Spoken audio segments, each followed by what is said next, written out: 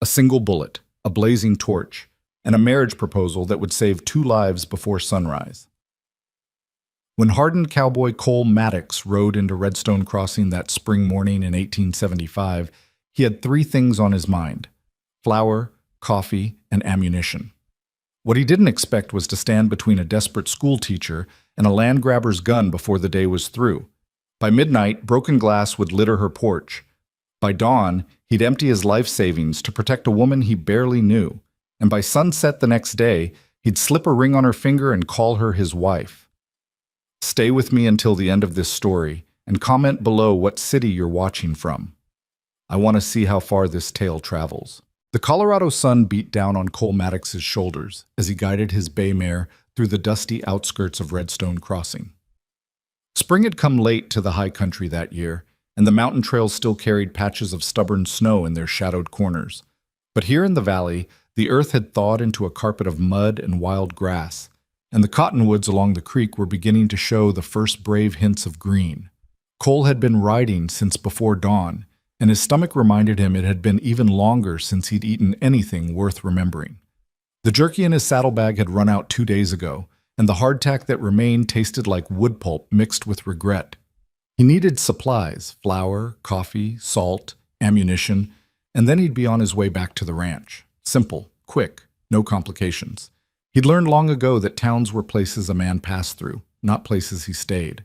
Towns had people, and people had problems, and problems had a way of finding a man who looked like he could handle himself. Cole had the look. 6 feet of weathered leather and lean muscle, with slate-gray eyes that had seen too much and hands that had done what needed doing. His jaw carried 3 days of stubble, and his hat was stained with the dust of a dozen territories. At 32, he'd already lived more years than some men squeezed out of 60. The town emerged gradually from the prairie like a promise half kept.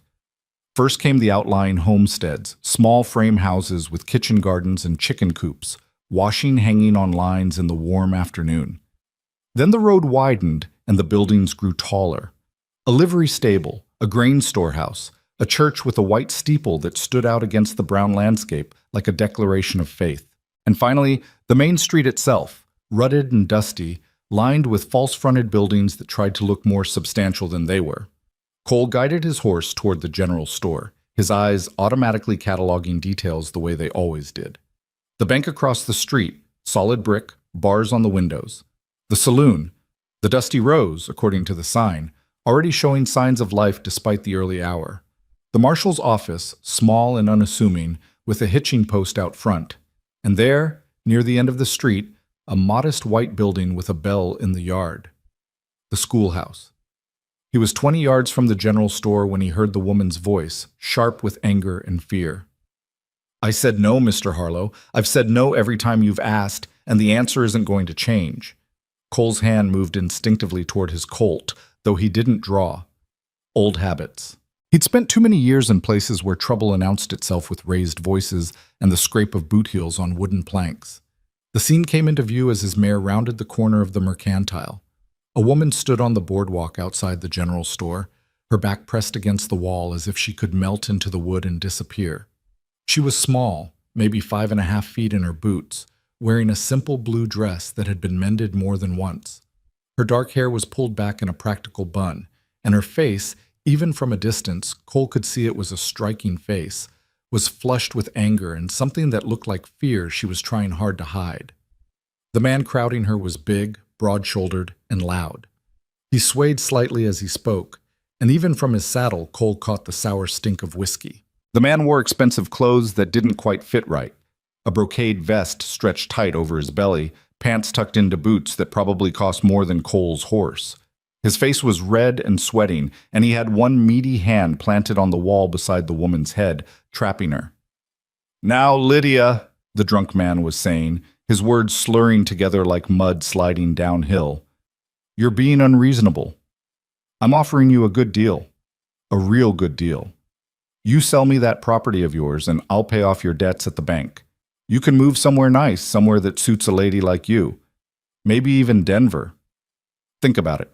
No more scratching in the dirt, no more worrying about money." "I don't want to move to Denver."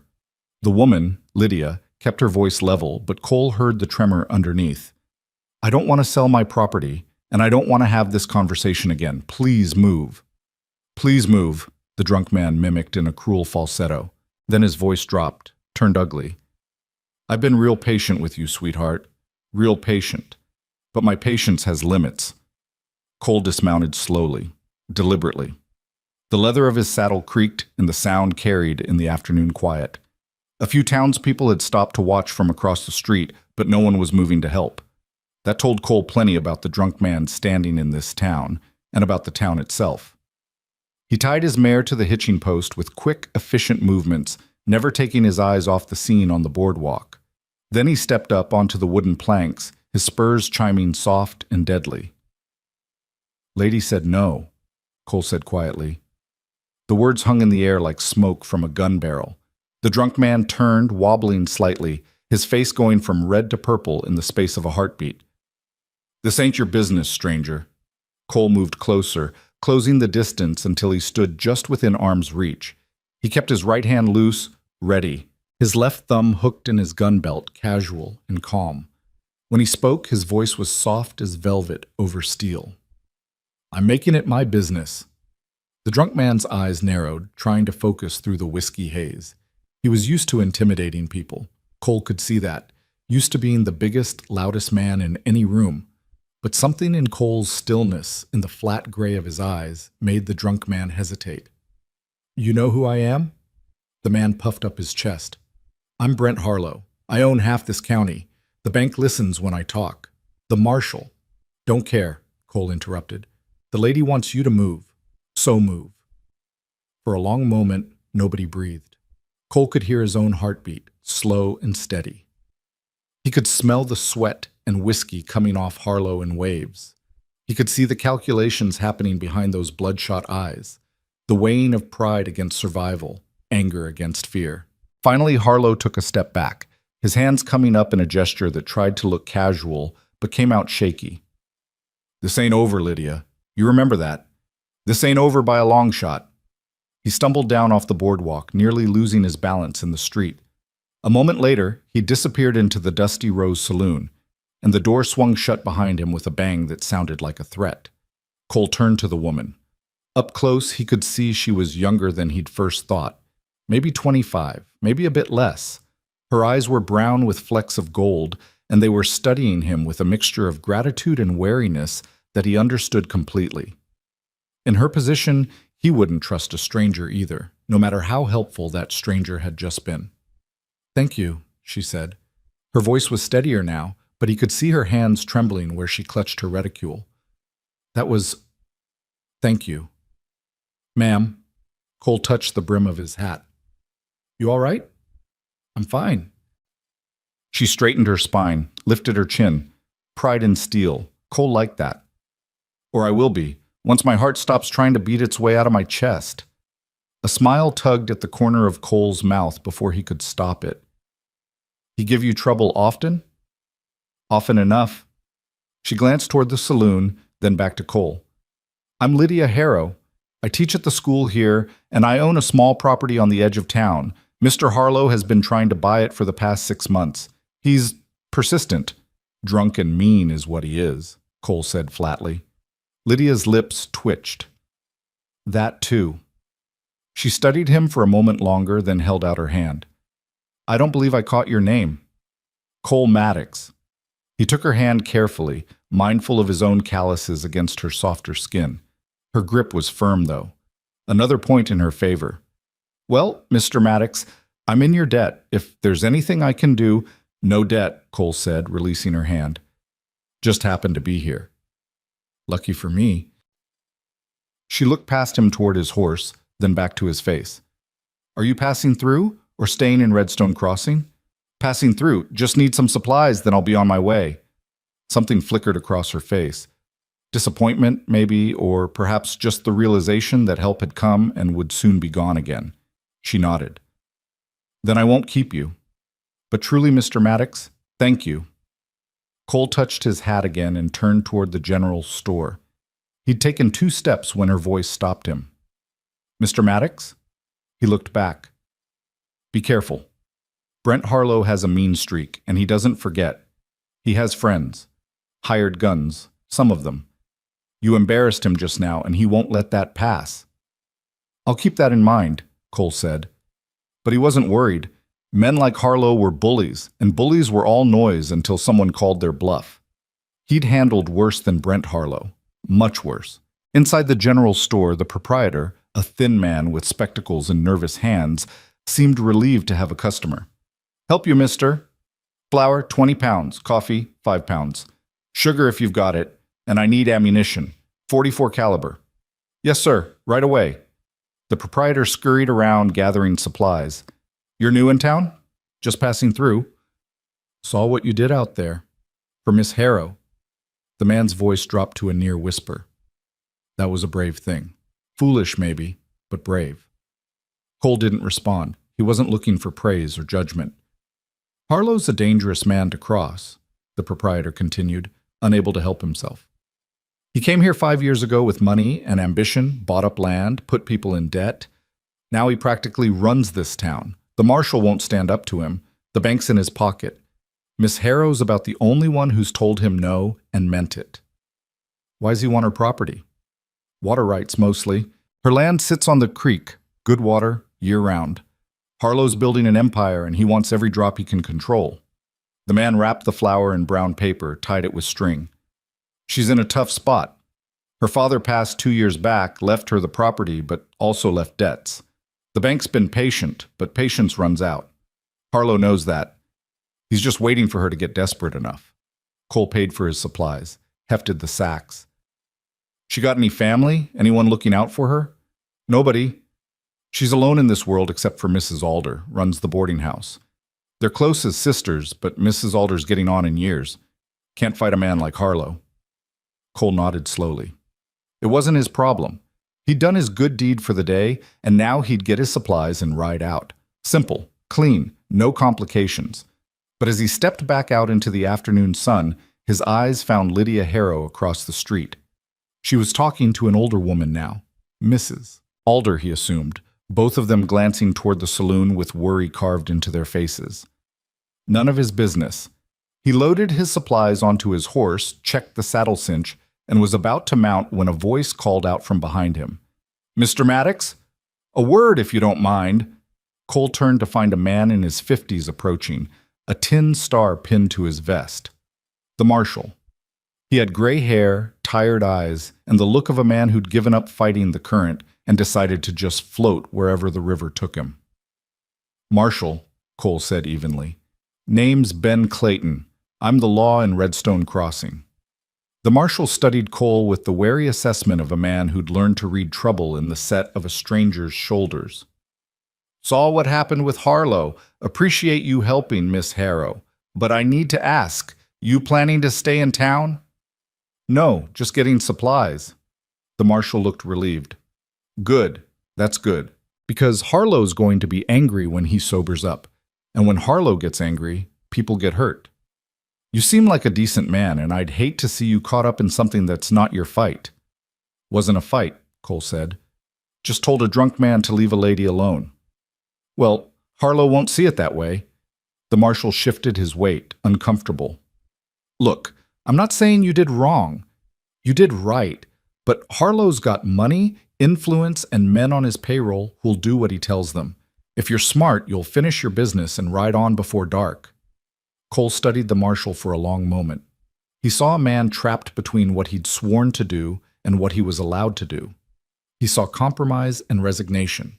He saw a town dying under the boot of men like Brent Harlow, and lawmen too tired or too scared to fight back. I'll keep that in mind, Cole said. The marshal nodded, started to turn away, then paused. There's a boarding house at the end of Church Street if you need a room for the night. Mrs. Alder runs it, clean beds, good food. Just, if you do stay, keep your head down. For your sake and Miss Harrow's. Then he was gone, walking back toward his office with the slow steps of a man carrying weight that didn't belong to him alone. Cole looked at the supplies on his horse. He had everything he needed. The sun was still high. He could make 10 miles before dark, 15 if he pushed it. Get back to the ranch by tomorrow afternoon. No complications. But his eyes drifted back across the street where Lydia Harrow was saying goodbye to Mrs. Alder. She looked small standing there in the afternoon light, small and alone, and trying hard not to show either. And somewhere in the Dusty Rose saloon, Brent Harlow was drinking away his embarrassment and planning his next move. None of his business. Cole swung into the saddle, gathered the reins. His mare shifted beneath him, ready to go. One word, one touch of his heels, and they'd be leaving Redstone Crossing in the dust. But he didn't give that word. He didn't touch his heels to the mare's flanks. Instead, he sat there for a long moment, war waging inside him. He'd spent 3 years building his ranch in the high country, 3 years of solitude and silence broken only by the wind and the cattle and his own thoughts. He'd chosen that life deliberately, chosen isolation over connection, chosen peace over the complications that came with caring about people. And it had worked. He'd been content, if not happy, safe, if not satisfied. But sitting there in the dusty street of Redstone Crossing, watching a schoolteacher walk away with her head held high and fear in her eyes, Cole felt something crack in the careful walls he'd built around himself. Damn. He dismounted, tied his horse to the post again, and headed down Church Street toward Mrs. Alder's boarding house. Just for the night, he told himself. Just to make sure Harlow didn't cause any more trouble. Then he'd leave. The boarding house was a 2-story frame structure painted yellow with white trim, flowers in boxes beneath the windows.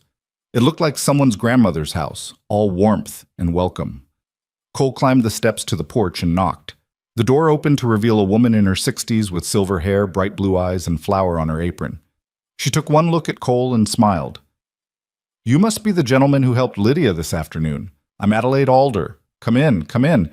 I imagine you're looking for a room." "Yes, ma'am, just for the night." "Well, you're in luck. I've got a room on the 2nd floor, east-facing, catches the morning sun. $2 includes breakfast and supper." She ushered him inside, already moving toward the stairs. "You can stable your horse out back. There's a small barn, plenty of hay and water. Wash basin in every room and the privy's in the yard. Supper's at 6. Do you have a name, or should I just call you the gentleman?" "Cole Maddox, ma'am." "Well, Mr. Maddox, welcome to my home. Any man who'll stand up for Lydia is welcome here." She led him up the stairs, her skirt swishing with each step. "That girl's like a daughter to me. Her father was a good man. He and I went way back. When he passed and left her alone, I promised him I'd keep an eye on her. Not that she needs much looking after. She's strong, that one. Stubborn, too. Won't accept help even when she needs it." She opened a door on the 2nd floor, revealing a small but spotlessly clean room with a narrow bed, a dresser, a chair by the window, and a colorful quilt that looked handmade. "Bathroom's down the hall," Mrs. Alder continued. "If you need anything, just holler. I'll be in the kitchen."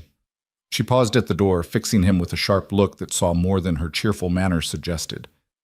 "You planning to stay long, Mr. Maddox?" "Just tonight, ma'am." Something sad flickered across her face. "That's what I thought. Well, that's one more night than Lydia had anyone in her corner yesterday." She patted his arm. "Thank you for that." After she'd gone, Cole stood at the window, looking out over the town. From here, he could see the main street, the church, the edge of Lydia's schoolhouse. Peaceful, quiet, a town like 100 others he'd passed through. But trouble was coming. He could feel it the way animals feel a storm before the clouds appear. He should leave, now, before he got tangled up in something that would end badly for everyone involved. But even as he thought it, Cole knew he wouldn't go. Not yet. Not until he was sure Lydia Harrow was safe. Damn. At 6 o'clock, Cole made his way downstairs following the smell of roasted chicken and fresh bread. The dining room held a long table set for 4, and Mrs. Alder was carrying dishes from the kitchen with the efficient grace of long practice. "Sit anywhere you like, Mr. Maddox. We're informal here, just me and you tonight, and Lydia, if she stops being stubborn and accepts my invitation to supper." As if summoned by her name, there was a knock at the door. Mrs. Alder bustled to answer it, and Cole heard Lydia's voice, soft and uncertain. "Adelaide, I don't want to impose—" "Nonsense, you never impose. Now get in here before this food gets cold." Lydia appeared in the doorway, and Cole stood automatically. She'd changed from her blue dress into something simpler, a gray skirt and white shirtwaist that made her look younger, more vulnerable. Her hair was down now, falling in dark waves past her shoulders, and Cole found himself staring before he caught himself. "Mr. Maddox." She looked surprised to see him. "I thought you were leaving town." "Changed my mind. Staying the night." "I see." She took a seat across from him, not quite meeting his eyes. "Well, I'm glad you're staying. For Mrs. Alder's sake. She loves having guests." "For my sake, too," Mrs. Alder said firmly, setting dishes on the table. "It's nice to have young people around. Makes the place feel alive. Now, let's eat before everything gets cold." The meal was simple but delicious. Roasted chicken, mashed potatoes, green beans from last year's garden, and bread so fresh it was still warm. They ate in companionable silence for a few minutes before Mrs. Alder, never one to let a conversation die, turned to Cole. "So, Mr. Maddox, where are you from?" "All over, ma'am. Most recently, I've got a ranch up in the high country. Small place, just me and some cattle." "You run it alone?" "Yes, ma'am." "That's a lonely life," Cole shrugged. "It suits me."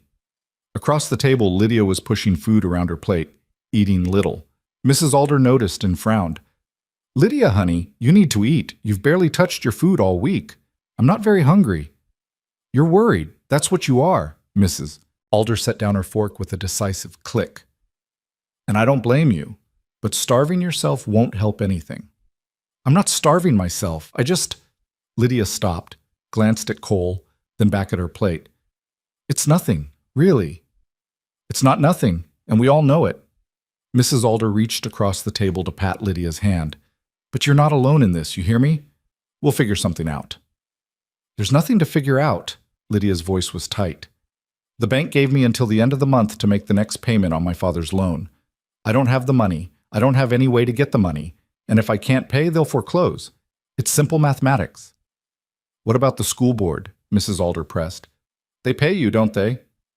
$20 a month. It's not enough." Lydia finally looked up, and Cole saw the exhaustion in her eyes. "I've sold everything I can sell.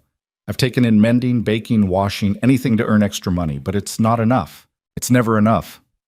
"How much do you need?" Cole heard himself ask. Both women looked at him, surprised. "That's kind of you to ask, Mr. Maddox," Lydia said carefully. "But it's not your concern." "How much?" She hesitated, pride and desperation at war in her expression. Finally, she answered, $300. I owe $300, and I have 17. $300. Not an impossible sum, but not a small one either. Cole had that much and more saved up from selling cattle, money he'd been planning to use to expand his herd. "Harlow offered to pay it off," he said, "in exchange for my property." Lydia's jaw tightened. "Which is worth 5 times that amount. He's trying to steal it legally, and if I can't make the payment, he'll buy it from the bank for pennies on the dollar. So sell it to someone else. Get what it's actually worth." "To who?" "Harlow's made sure everyone in town knows he wants that land. No one will cross him." She pushed back from the table, her meal barely touched. "I appreciate your concern, Mr. Maddox, truly, but this isn't your problem to solve. Thank you for supper, Adelaide. I should go." "Lydia, wait." But she was already gone, the door closing softly behind her. Mrs. Alder sighed. "That girl, too proud for her own good." "She's scared," Cole said quietly. "Terrified. And she has every right to be." The older woman started clearing dishes, her movements sharp with frustration. "Brent Harlow is a snake. He's been circling her for months, getting closer, and now he's got her cornered, and he knows it." Cole helped carry dishes to the kitchen, thinking, $300. A school teacher trying to hold on to her father's legacy. A bully with money and power and mean intentions. None of his business. But his hands remembered the feel of Lydia's grip when they'd shaken, firm and strong. His ears remembered the steel in her voice when she'd told Harlow no. His eyes remembered the way she'd lifted her chin, choosing pride over safety. "Where does she live?" he asked. Mrs. Alder gave him a sharp look. "End of Church Street, past the schoolhouse. Little white house with a garden. Why?" "Just curious." "Mr. Maddox, Lydia doesn't need a hero. She needs—" Mrs. Alder stopped, reconsidered. "Actually, I don't know what she needs. A miracle, maybe." Cole nodded slowly. "Maybe that's what she'll get." After helping Mrs. Alder with the dishes, she protested, but he insisted, Cole went out to the small barn behind the boarding house to check on his mare. The evening was settling into twilight, painting the sky in shades of purple and gold. Somewhere in the distance, a dog barked. Closer, he heard children's laughter and the clang of a dinner bell. Peaceful, quiet. But Cole's instincts were humming, the way they always did before trouble. He checked his Colt, made sure the action was clean and the chambers loaded. Then he walked through the gathering darkness toward the end of Church Street. Lydia's house was exactly as Mrs. Alder had described. Small, white, with a garden plot out front that would be full of vegetables come summer. Lamplight glowed in the windows, warm and inviting. Cole stood in the street for a moment, watching. Then he circled around to the back of the property, moving quiet as a shadow, checking the tree line, the approaches, looking for anything out of place. He found what he was looking for behind the barn. Boot prints. Fresh. Too large to be a woman's. Someone had been here recently, standing in the shadows, watching the house. Cole crouched, studying the tracks. 2 men, maybe 3. They'd stood here for a while, then moved off toward town. Scouting, planning, Harlow's men. Cole straightened, his jaw tight. The marshal had been right. Harlow wouldn't let this afternoon's embarrassment go. He was planning something, and when he made his move, Lydia would be alone and vulnerable. Unless she wasn't alone. Cole made his way back to the boarding house, his mind working through possibilities. He could warn the marshal, but the marshal wouldn't, or couldn't, do anything. He could warn Lydia, but what good would that do except make her more frightened? He could leave, stick to his original plan, ride out in the morning and let Redstone Crossing handle its own problems. But he knew he wouldn't do that. Couldn't, even if he'd wanted to. So that left one option. Stay close, stay ready, and make sure that when Harlow made his move, someone was there to stop him. Back in his room at the boarding house, Cole sat by the window with the lamp turned low. Below, the town settled into darkness. One by one, lights winked out. The sounds of evening faded to silence, broken only by the occasional creak of wood or distant bark of a dog. Cole watched Lydia's house, that warm lamplight in her window. Around midnight, her light finally went out. He sat there in the darkness, watching, waiting. And around 2 a.m, his patience was rewarded. 3 shapes moved through the shadows toward Lydia's house, carrying something that gleamed dully in the starlight. Cole was up and moving before his conscious mind had fully processed what he was seeing. He grabbed his gun belt, strapped it on as he took the stairs 3 at a time, silent as death despite his hurry. Outside he moved fast and low, cutting through yards and gardens, staying in shadow. Ahead, he could hear voices now, low and ugly with drink and mean intentions. Just scare her a little. Boss says make sure she understands. She'll understand when we burn her barn down. Nothing says sell your property like watching your barn go up in flames. Cole came around the side of Lydia's house and saw them clearly now. 3 men, one holding a torch, another a can of kerosene. The third was Brent Harlow himself, swaying drunk but sober enough to give orders. Do it, Harlow said. Burn it. And if she comes out, well, accidents happen. The man with the kerosene started toward the barn. That's far enough, Cole said quietly. All 3 men spun, hands dropping toward guns. But Cole already had his Colt out, held steady and level. Drop the torch. Put down the kerosene. And walk away. Harlow's eyes went wide, then narrowed. You should have left town, Cowboy. Should have done a lot of things. Didn't. Cole's voice was flat, cold. Now tell your boys to drop what they're holding before someone gets hurt. The man with the torch hesitated, looking to Harlow for guidance. Cole could see the calculation in Harlow's eyes, 3 of them, one of Cole. The odds looked good, but Cole's gun was already out, and his hand was steady, and there was something in his stillness that spoke of experience and certainty. You can't stop us, Harlow said, but his voice shook slightly. I own this town. I own the marshal. I own the bank. You're just one man. One man with a gun pointed at your chest, Cole said, and I don't miss at this range, so here's what's going to happen. Your boys are going to drop that torch and that kerosene. Then all 3 of you are going to walk back to town, and you're going to leave Miss Harrow alone. Or what? Or I'll make you wish you had. For a long moment, nobody moved. The torch flickered, casting dancing shadows. Cole's finger rested easy on the trigger, ready. Then Harlow laughed, a sound with no humor in it. Fine. Tonight. But this isn't over, Cowboy. I always get what I want. Always. Not this time, Cole said. We'll see. Harlow jerked his head at his men. Come on, we'll finish this another day. They started to turn away. But the man with the torch, young, drunk, and stupid, had other ideas. Maybe he thought he could be a hero. Maybe he just wasn't smart enough to recognize the danger. Whatever his reason, he spun and threw the torch at Cole in one sudden motion, his hand dropping toward his gun. Cole moved without thinking, muscle memory and years of practice taking over. He dodged left, letting the torch sail past him into the dirt where it sputtered and died. His Colt came up, aimed, fired. The shot echoed like thunder in the quiet night. The young man screamed and dropped, clutching his shoulder where Cole's bullet had punched through flesh. Not a killing shot. Cole had aimed true, putting the bullet exactly where he'd intended. But the man was out of the fight, writhing in the dirt and moaning. Cole's gun swung to cover the other two before they could react. Anyone else want to try their luck? The second hired gun raised his hand slowly, the can of kerosene thudding to the ground. Harlow had gone pale, his earlier bravado evaporating like mist in sunlight. Lights were coming on in houses up and down the street, doors opening, voices calling out. Marshal! Cole shouted, not taking his eyes off Harlow. Someone get the marshal! Lydia's door flew open, and she appeared in her nightgown and robe, her hair wild, her eyes huge. What happened? Stay inside, Cole ordered. Lock your door. But now! She obeyed, and Cole heard the bolt slam home. Good. Whatever else happened tonight, at least she'd be safe inside her house. Marshal Clayton arrived 5 minutes later, out of breath and looking like he'd rather be anywhere else.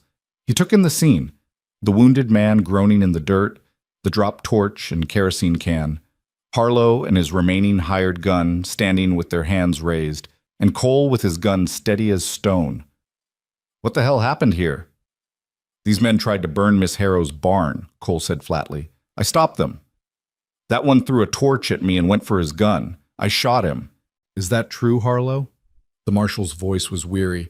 We were just walking by. He's lying, Cole interrupted. They had kerosene and a lit torch, intent to commit arson, probably worse if Miss Harrow had come out. The marshal sighed deeply, a sound that came from the bottom of his soul. For a long moment he stood there, caught between duty and fear, justice and politics. Then, to Cole's surprise, something shifted in the older man's face. Something hardened. He turned to Harlow. I'm arresting you, Brent. Attempted arson, assault, whatever else I can make stick. You can't. I can and I am.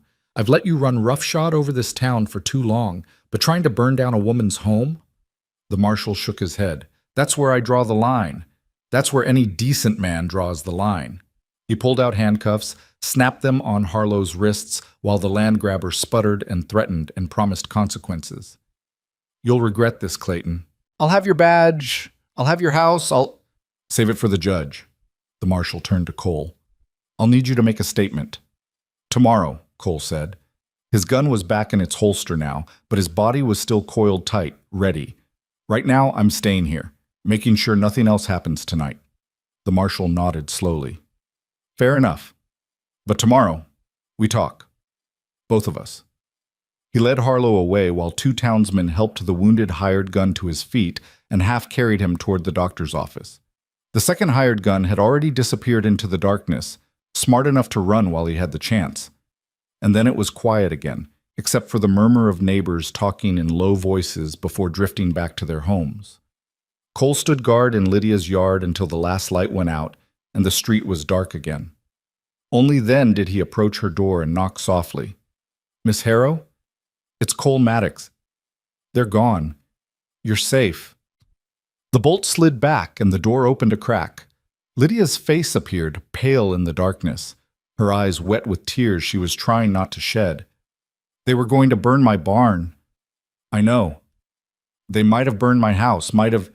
Her voice broke. Cole stepped closer. But they didn't, and they won't. Not tonight, not ever. How can you promise that? He couldn't, not really, but looking at her standing there in the doorway, brave and scared and trying so hard to be strong, Cole found himself making a promise anyway. Because I won't let them. A tear slipped down her cheek, then another. She brushed them away impatiently. I don't understand. Why are you helping me? You don't know me. This isn't your fight. Maybe it is now, Cole said quietly. They stood there in the darkness, looking at each other, and something passed between them, some wordless understanding, some recognition of kindred spirits finding each other in the worst possible circumstances. I should let you get some sleep, Cole said finally, but I'll be nearby.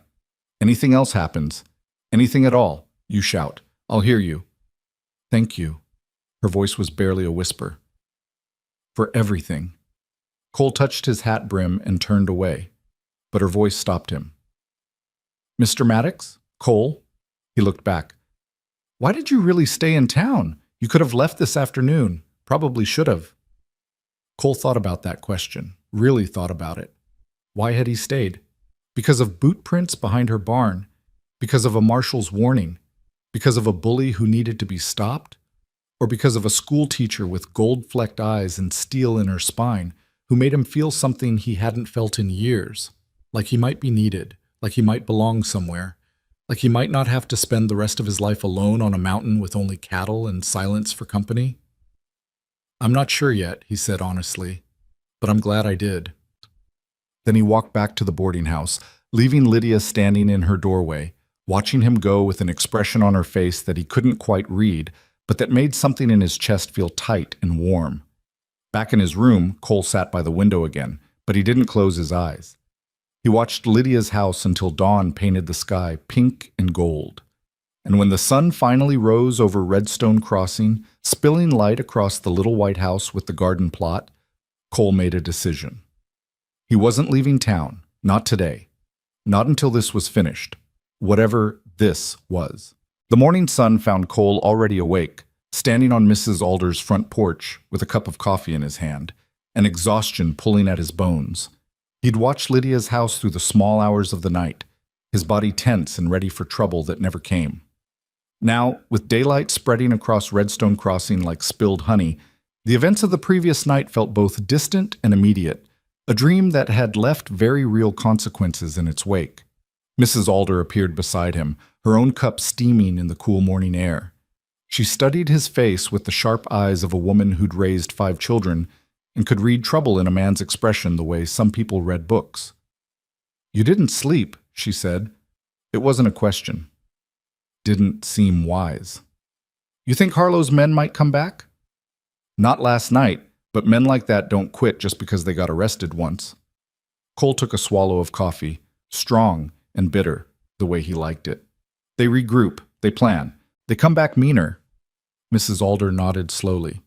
Lydia came by an hour ago, before dawn even, said she needed to talk to me. She's in the kitchen now making breakfast. Won't take no for an answer, says she owes you a meal at the very least. Cole started to protest, but Mrs. Alder held up a hand. Don't bother arguing. When that girl sets her mind to something, the Almighty himself couldn't change it. Besides, you look like you could use some food. You're thin as a rail. She disappeared back inside, leaving Cole alone with his thoughts and the growing sounds of the town waking up.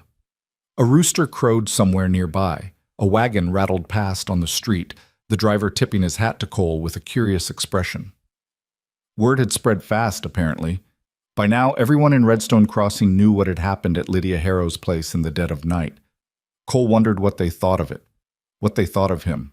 He finished his coffee and went inside, following the smell of frying bacon and fresh biscuits to the kitchen. Lydia stood at the stove, her back to him, wearing a simple brown dress, with her hair pulled up in a practical bun. She looked like she'd slept as poorly as he had, but she moved with determined efficiency as she worked. Good morning, Cole said from the doorway.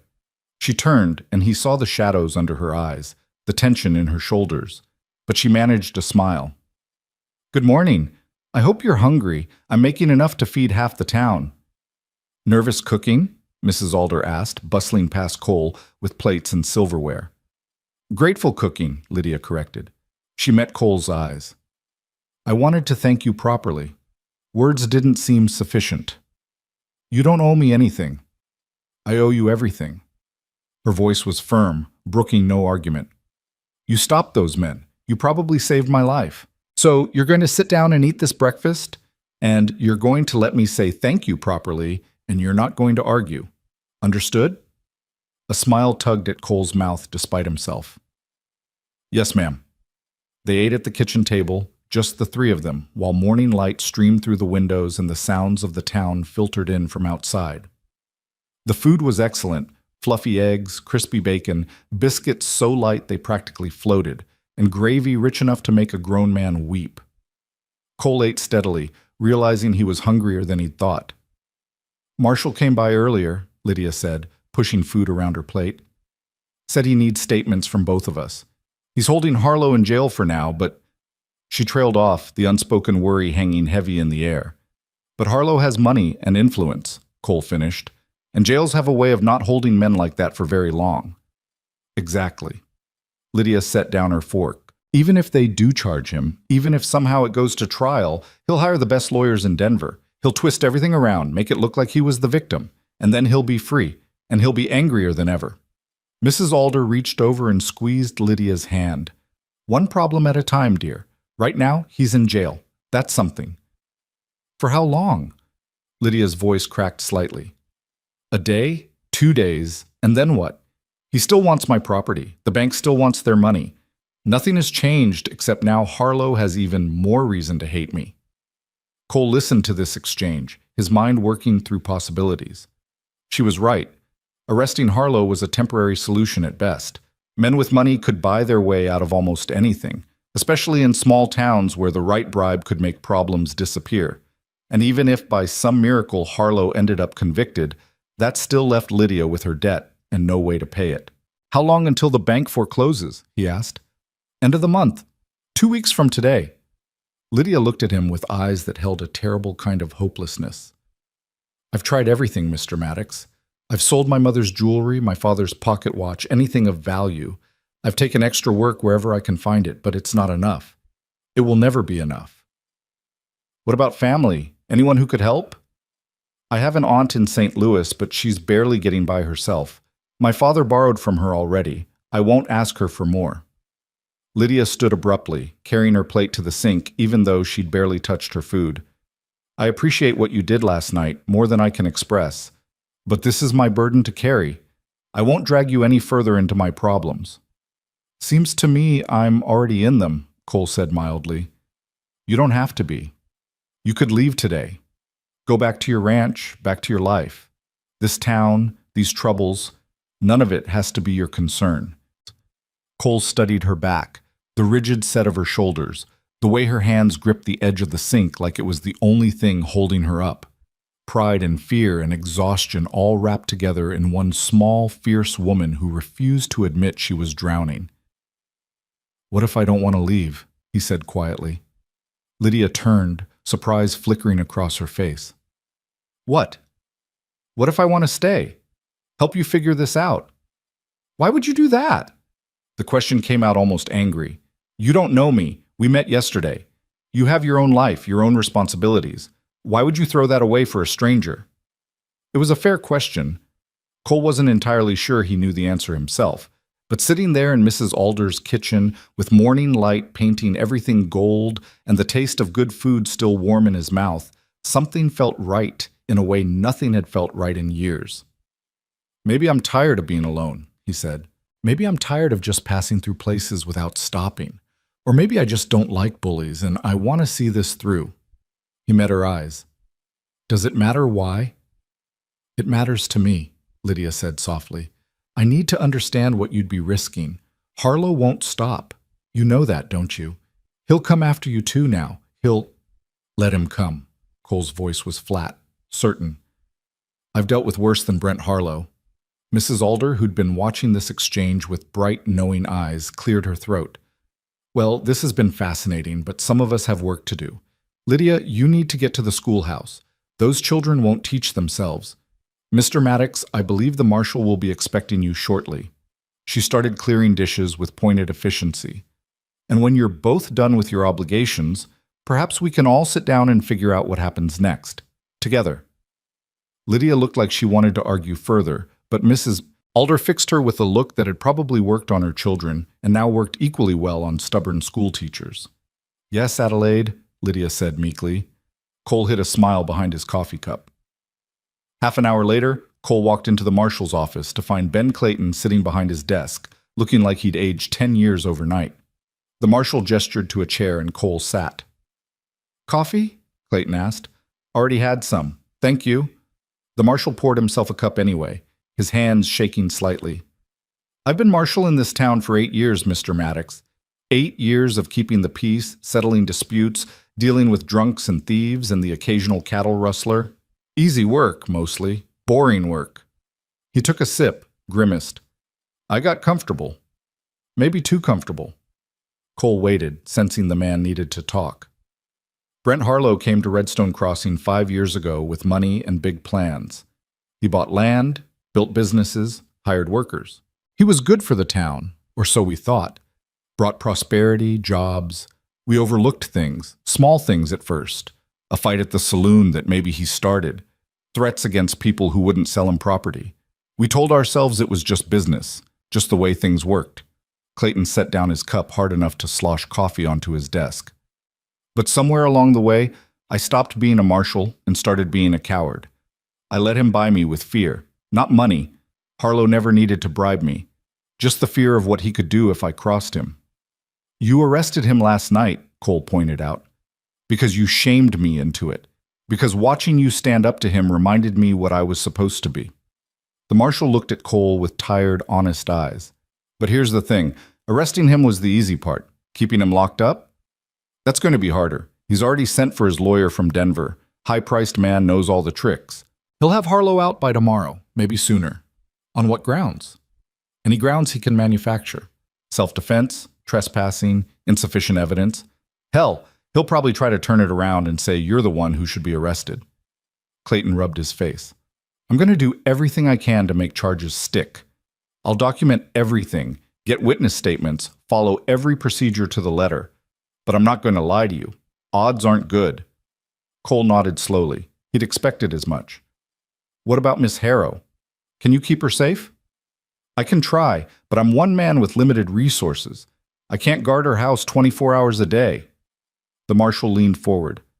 Which brings me to you. What are your intentions here, Mr. Maddox? Are you staying in town, moving on? I need to know what I'm working with. I'm staying, Cole said, at least until this is settled. That could take weeks, months even. Then that's how long I'll stay. The marshal studied him for a long moment. You a bounty hunter? Hired gun? Rancher. Just a rancher who doesn't like seeing people get hurt. You're handy with that Colt, and the way you moved last night, that wasn't amateur work. You've seen trouble before. Cole didn't deny it. I've seen my share. And now you're seeing it here. Clayton sighed. All right, you want to help Miss Harrow? I won't stop you. Truth is, I could use the help. But understand this. Harlow plays dirty. He's got money, influence, and men who'll do whatever he asks. You get in his way, and he'll do everything in his power to destroy you. He can try, Cole said. It's not just him you need to worry about. The bank, the land office, even some of the townspeople. They're all tangled up in Harlow's business somehow. You start pulling at threads, the whole thing might unravel. Could make you unpopular real fast. I'm not here to win a popularity contest. The marshal almost smiled at that. No, I suppose you're not. He pulled out a form and a pencil. All right, let's get your statement about last night. Start from the beginning and don't leave anything out. Cole spent the next hour going over every detail, what he'd seen, what he'd heard, exactly what had happened, and in what order. The marshal wrote it all down in careful script, occasionally asking questions for clarification. When they finished, Clayton had Cole sign the document and then locked it in his desk drawer. I'll do what I can with this, he said. But, like I said, I know, no promises. Cole stood. One more thing. You said Harlow has men on his payroll. How many are we talking about? Hard to say. He's got ranch hands, some of them rough types. A couple of drifters he keeps around for odd jobs. The kind of odd jobs that involve intimidation and breaking things. Maybe 10, 12 men total who do his bidding without asking questions. And the one I shot last night? Doc says he'll live. Bullet went clean through his shoulder. He'll be in a sling for a few weeks, but he'll recover. The marshal hesitated. That was good shooting, by the way. Most men in that situation would have aimed for center mass. You could have killed him but chose not to. Says something about you. Says I didn't want to kill a stupid kid who made a stupid mistake, Cole said. But next time someone comes at Miss Harrow, I might not be so generous. Fair enough. Clayton walked Cole to the door. Watch yourself, Maddox, and watch Miss Harrow. Something tells me the storm's just starting. Cole stepped out into the bright morning, letting his eyes adjust to the sun. The town was fully awake now, people going about their business, shops opening, wagons rolling through. Everything looked normal, peaceful. But Cole could feel the undercurrent of tension, the way people glanced at him as he walked past, the whispered conversations that stopped when he got too close. Word had definitely spread. He made his way to the general store to check on his supplies, then stopped at the bank. It was a solid brick building, 2 stories tall, with bars on the windows and an air of permanence that suggested it had been here long before Harlow arrived and would be here long after he was gone. Inside, a clerk looked up from his desk with a professional smile that faltered slightly when he recognized Cole. Can I help you, sir? I'd like to speak with the bank manager about a loan. May I ask whose loan? Lydia Harrow's. The smile disappeared completely. I'm afraid information about customer accounts is confidential.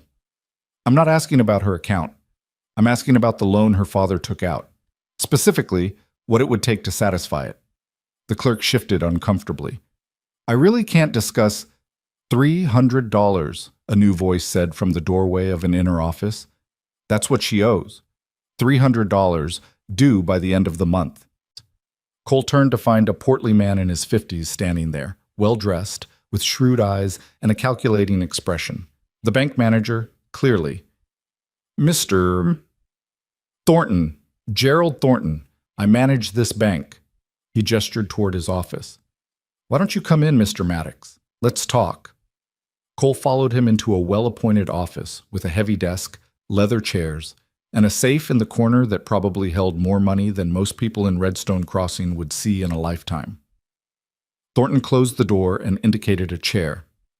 I assume you're here about Miss Harrow's situation, Thornton said, settling behind his desk.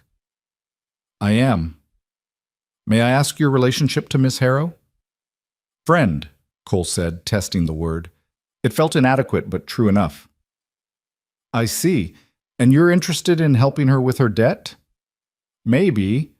Depends on whether you're willing to work with her. Thornton steepled his fingers, studying Cole. Mr. Maddox, I'm a businessman. I run this bank, and I have responsibilities to my investors and depositors. Miss Harrow's father took out a loan 5 years ago to improve his property. He made regular payments until his death 2 years ago. Since then, Miss Harrow has struggled to maintain those payments. She's fallen behind multiple times. I've been patient, more patient than I probably should have been. But patience has limits. What if she could make the payment? Cole asked. The full $300? Then the loan would be current, and she'd have another month before the next payment came due. And the next payment after that? The same. $30 a month until the loan is satisfied. She has approximately 2 years remaining. Cole did the math in his head. $30 a month on a school teacher's salary, with no other income and no safety net. It was barely possible, and only if nothing went wrong. And in Lydia's life, things kept going wrong. What if someone wanted to pay off the entire loan? Cole asked. All at once? Thornton raised an eyebrow. That someone being you? Hypothetically. Hypothetically, if someone paid off the full balance of the loan, it would be satisfied immediately. Miss Harrow would own her property free and clear. Thornton leaned back in his chair. But we're talking about $680 total. That's a substantial sum. It was. It was also almost everything Cole had saved over 3 years of hard work and careful management. Money he'd planned to use to expand his herd, improve his ranch, build something lasting. But what good was money if it just sat in a bank while a good woman lost everything? I'll think about it, Cole said, standing. Mr. Maddox, before you go, a word of advice. Thornton's expression was serious. Brent Harlow has expressed interest in acquiring Miss Harrow's property. Strong interest. If you interfere with that transaction, you'll make a powerful enemy. Seems like I already have, Cole said. Yes, well, There's a difference between temporarily inconveniencing him and permanently blocking his plans. The first might earn you a black eye. The second could earn you much worse. Thornton opened his door, signaling the conversation was over. Just something to consider. Cole stepped back out into the bright morning, his mind churning. $680. He had it, just barely. But paying it would leave him with almost nothing. And even if he did, that solved Lydia's immediate problem but created new ones. She'd still be alone, still be vulnerable to Harlow's anger, still be trying to make ends meet on a schoolteacher's salary. Unless there was another way. The idea that had been forming in the back of Cole's mind since last night suddenly crystallized into something clear and startling. It was crazy, reckless, the kind of decision a smart man would walk away from. But Cole had never claimed to be particularly smart when it came to matters of the heart. He found Lydia at the schoolhouse, teaching a room full of children their multiplication tables. Cole stood outside, watching through the window as she wrote numbers on a slate board, her voice patient and encouraging as she helped a young boy work through a problem. She looked in her element here, confident and capable, making a difference in these children's lives. When the lesson ended and the children spilled out for recess, filling the yard with shouts and laughter, Cole approached the schoolhouse door and knocked. Lydia looked up from her desk, surprise flickering across her face when she saw him. "Mr. Maddox, is everything all right? Can we talk? Somewhere private?" She glanced at the children playing outside, then nodded. "We have half an hour before the next lesson. There's a place by the creek, just past the schoolyard. It's quiet there." They walked in silence through the tall grass, leaving the sounds of the children behind. The creek was shallow this time of year, running clear over smooth stones, bordered by cottonwoods just beginning to leaf out. Lydia sat on a fallen log, and Cole stood nearby, suddenly unsure how to begin.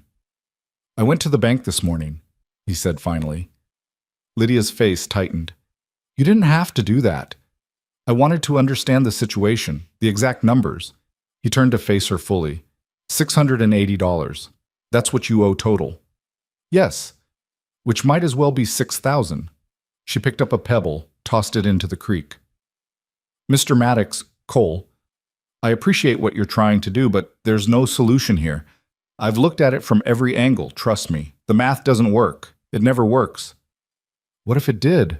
Cole asked quietly. "What if there was a way to solve this problem? All of it?" "I'd say you were dreaming." But hope flickered in her eyes despite her words. "What are you thinking?" Cole took a breath, committing himself to the crazy plan, even as part of him screamed that he was making a terrible mistake. "Marry me." Lydia stared at him like he'd just spoken in a foreign language. "What?" "Marry me," Cole repeated, the words coming easier the second time. "A marriage of convenience. I pay off your debt, you keep your property, and Harlow can't touch you anymore. You'd be a married woman. That changes everything. He'd have no claim on you or your land. You can't be serious." "I'm completely serious." Cole moved closer, willing her to understand. "Think about it, Lydia. You need money and protection. I can provide both. In return, you'd be my wife. We'd make it legal, make it official, and Harlow would have to back off." This is insane. But she didn't say no. She stood, pacing along the creek bank, her mind clearly racing. "You're talking about marriage. A legal, binding marriage. Not a business arrangement you can walk away from when it's convenient. I know what I'm talking about." "Do you?" She spun to face him. "Because I'm not sure you do. Marriage it's forever. It's sharing a life, a home, everything. You'd be tied to me, to my problems, to this town. You'd give up your freedom, your independence. Why would you do that for someone you barely know?" "Maybe I'm tired of being free," Cole said honestly. "Maybe I'm tired of living alone on a mountain with nobody to talk to except cows and the wind. Maybe when I look at you, I see someone worth taking a chance on." Lydia's eyes were bright with unshed tears. "That's the most romantic thing anyone's ever said to me, and also the craziest. Cole, we don't love each other. We don't even really know each other." "Love can grow," Cole said. "My parents barely knew each other when they married. Met in the spring, married by summer, spent 50 years together before my pa passed. My ma always said love was something you built, not something you found." "But what if it doesn't grow? What if we wake up in 5 years and realize we've made a terrible mistake?" What if we don't? Cole countered. What if we wake up in 5 years and realize it was the best decision either of us ever made? Lydia sat back down on the log, her hands shaking. I need to think. This is too much, too fast. Take your time, think about it. Cole moved to sit beside her, careful to leave space between them. But while you're thinking, consider this. You have 2 weeks before the bank forecloses. Harlow's going to be out of jail soon, and he'll be angrier than ever. And you're running out of options. This might be your only way out. I don't want to trap you into something you'll regret. I'm a grown man, Lydia. I make my own choices. And I'm choosing to offer you this. He paused. But I need you to understand something. If you say yes, I'm all in. This wouldn't be some fake marriage where we pretend for the townspeople and then go our separate ways. If we do this, we do it for real. You'd be my wife in every sense of the word. Color rose in Lydia's cheeks. Every sense? Every sense, Cole confirmed softly. I won't force myself on you, and I won't rush you. But eventually, yeah, I'd want a real marriage, a real partnership. Maybe even children someday, if that's something you'd want. I always wanted children, Lydia admitted quietly. A family of my own, but I thought... She trailed off, staring at the creek. I thought I'd marry for love, like in the novels. Romance and courtship, and knowing someone was the one. Maybe this is how you know, Cole said. Not with lightning bolts and poetry, but with someone willing to stand beside you when things are hard. Someone who sees you scared and alone and says, not anymore. A tear slipped down her cheek. You barely know me. Then we'll learn. We'll have the rest of our lives to learn. They sat in silence for a long moment, listening to the creek burble over stones and the distant shouts of children at play. Finally, Lydia spoke. Can I have until tomorrow? To think about it, talk to Adelaide, just, process this? Take as long as you need, Cole said, though his heart was hammering against his ribs. But Lydia? Whatever you decide, I'm staying in town until this situation with Harlow is resolved. Whether you marry me or not, I'm not leaving you to face him alone. She turned to look at him, really look at him, and something in her expression made Cole's breath catch. Why are you doing this? The real reason. Because when I look at you, Cole said slowly, I see someone brave, someone strong, someone who's been knocked down but keeps getting back up. And because somewhere between watching you stand up to Harlow yesterday and standing guard outside your house last night, I realized I don't want to leave, too. I want to stay. With you. That's not love, Lydia whispered. No, Cole agreed. But it might be the beginning of something that could become love, if we let it. A bell rang from the schoolhouse, the children being called back from recess. Lydia stood, brushed off her skirt. I need to get back. Thank you for the offer, for everything. I'll have an answer for you tomorrow. Cole watched her walk back toward the schoolhouse, her spine straight despite the weight she carried. Then he headed into town, his mind already turning to practical matters. If Lydia said yes, and he hoped desperately that she would, there were things that needed handling. The debt to pay off, arrangements to make, a wedding to plan, and Brent Harlow to deal with one way or another. The rest of the day passed in a blur of preparations. Cole visited the bank again, this time making arrangements to withdraw funds if needed. He talked to the general store about supplies for a longer stay. He even stopped by the church and had a brief conversation with Reverend Tate about marriage requirements just in case. The Reverend, a kindly man with silver hair and knowing eyes, had studied Cole carefully. Marriage is a sacred bond, son, not something to enter into lightly. I know that, Reverend. Do you love Miss Harrow? Cole had considered the question honestly before answering. I don't know yet. But I respect her. I admire her. And I think, given time, love could grow. Isn't that enough to start with? The Reverend had smiled. Sometimes, yes. My own grandmother used to say that marriages built on respect and commitment often outlasted those built on passion alone. Passion fades. But respect? That endures. He'd patted Cole's shoulder. If Miss Harrow agrees, I'd be honored to perform the ceremony. Now, as evening settled over Redstone Crossing and Cole made his way back to Mrs. Alder's boarding house, He felt the full weight of what he'd proposed settling onto his shoulders. Marriage, a wife, a whole new life built on the foundation of a decision made in less than 48 hours. His parents would have thought he was crazy. His friends, back when he'd had friends, would have laughed at the idea of Cole Maddox settling down. But somehow, walking through the gathering dusk toward a yellow house with flowers in the window boxes, it felt right. Mrs. Alder had dinner waiting, pot roast with vegetables, fresh bread, and apple pie for dessert. Lydia wasn't there, having sent word that she needed the evening to think.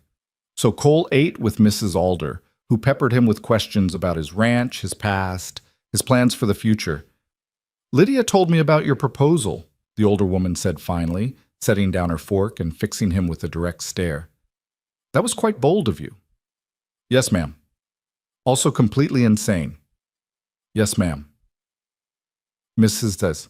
Alder's lips twitched. "But sometimes insane is exactly what a situation calls for. Lord knows normal approaches haven't helped that girl." She leaned forward. "So let me ask you straight. What are your intentions? Real intentions, not the pretty words you gave Lydia." Cole met her eyes without flinching. "I intend to pay off her debt, marry her if she'll have me, and take her back to my ranch where we'll build a life together.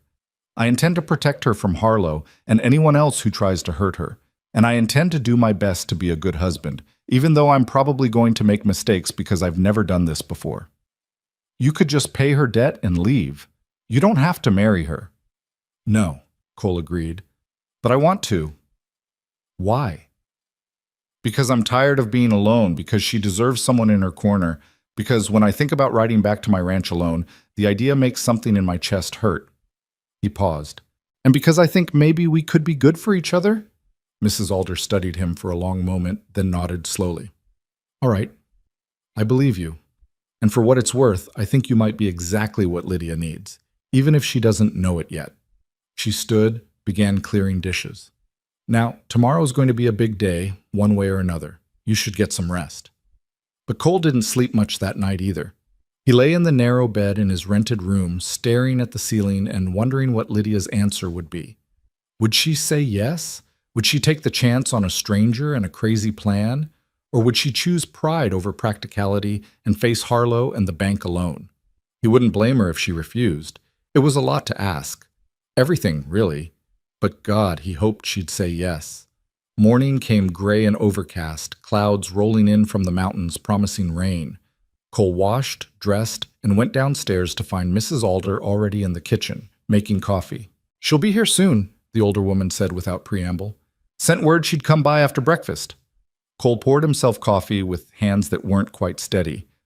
"What do you think she'll say?" "I think," Mrs. Alder said carefully, "that Lydia Harrow is a practical woman trapped in an impossible situation, and I think you just might have offered her the only way out." She smiled, "But you'll have to wait to hear it from her own lips." Half an hour later, there was a knock at the door. Mrs. Alder answered it, and Lydia came in looking pale but determined, her hair pulled back severely, wearing her best dress, a simple blue cotton that had been carefully mended and pressed. She looked at Cole, and in her eyes he saw fear and hope and resolution all mixed together. "Can we talk?" she asked. "Somewhere private?" They went to the parlor while Mrs. Alder discreetly made herself scarce. Lydia stood by the window, her back to Cole, silent for so long he thought she might not speak at all. Then finally, she turned. "I talked to Adelaide last night. For hours. We went over every angle, every possibility, every potential outcome." Her hands twisted together. "And I kept coming back to the same conclusion. You're right. This might be my only way out." Cole's heart started beating faster, but he stayed silent, letting her work through it. "But I need you to understand something," Lydia continued, her voice shaking slightly. "If I say yes, I'm putting my entire future in your hands, my home, my independence, my life. That's terrifying, Cole. You could turn out to be as bad as Harlow, or worse. You could—" "I won't," Cole interrupted gently. "I swear to you, Lydia, I will never hurt you, never control you, never make you regret this choice. You can't promise that. Nobody can promise that. Maybe not. But I can promise to try.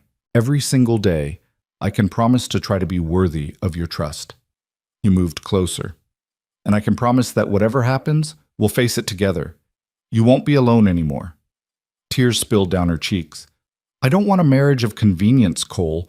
I don't want to spend my life with someone who sees me as an obligation. I want... Her voice broke. I want something real. Even if it starts as an arrangement, I want the chance for it to become real. Then that's what we'll build, Cole said softly. Something real. Starting from this crazy, impossible beginning. Lydia drew a shaking breath. Then yes. Yes, I'll marry you. Relief and joy and terror all flooded through Cole at once. You're sure? No, I'm not sure at all. She laughed shakily.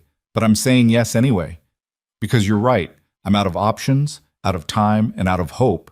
And because when you talk about the future, I can almost believe in it again. Cole closed the distance between them and took her hands gently in his. They were cold, trembling. He squeezed them carefully. We'll make this work, Lydia. I promise you we'll make it work. She looked up at him, her brown eyes bright with tears, and managed a watery smile. When? Soon, today if possible. The sooner we're married, the sooner you're protected from Harlow. He paused.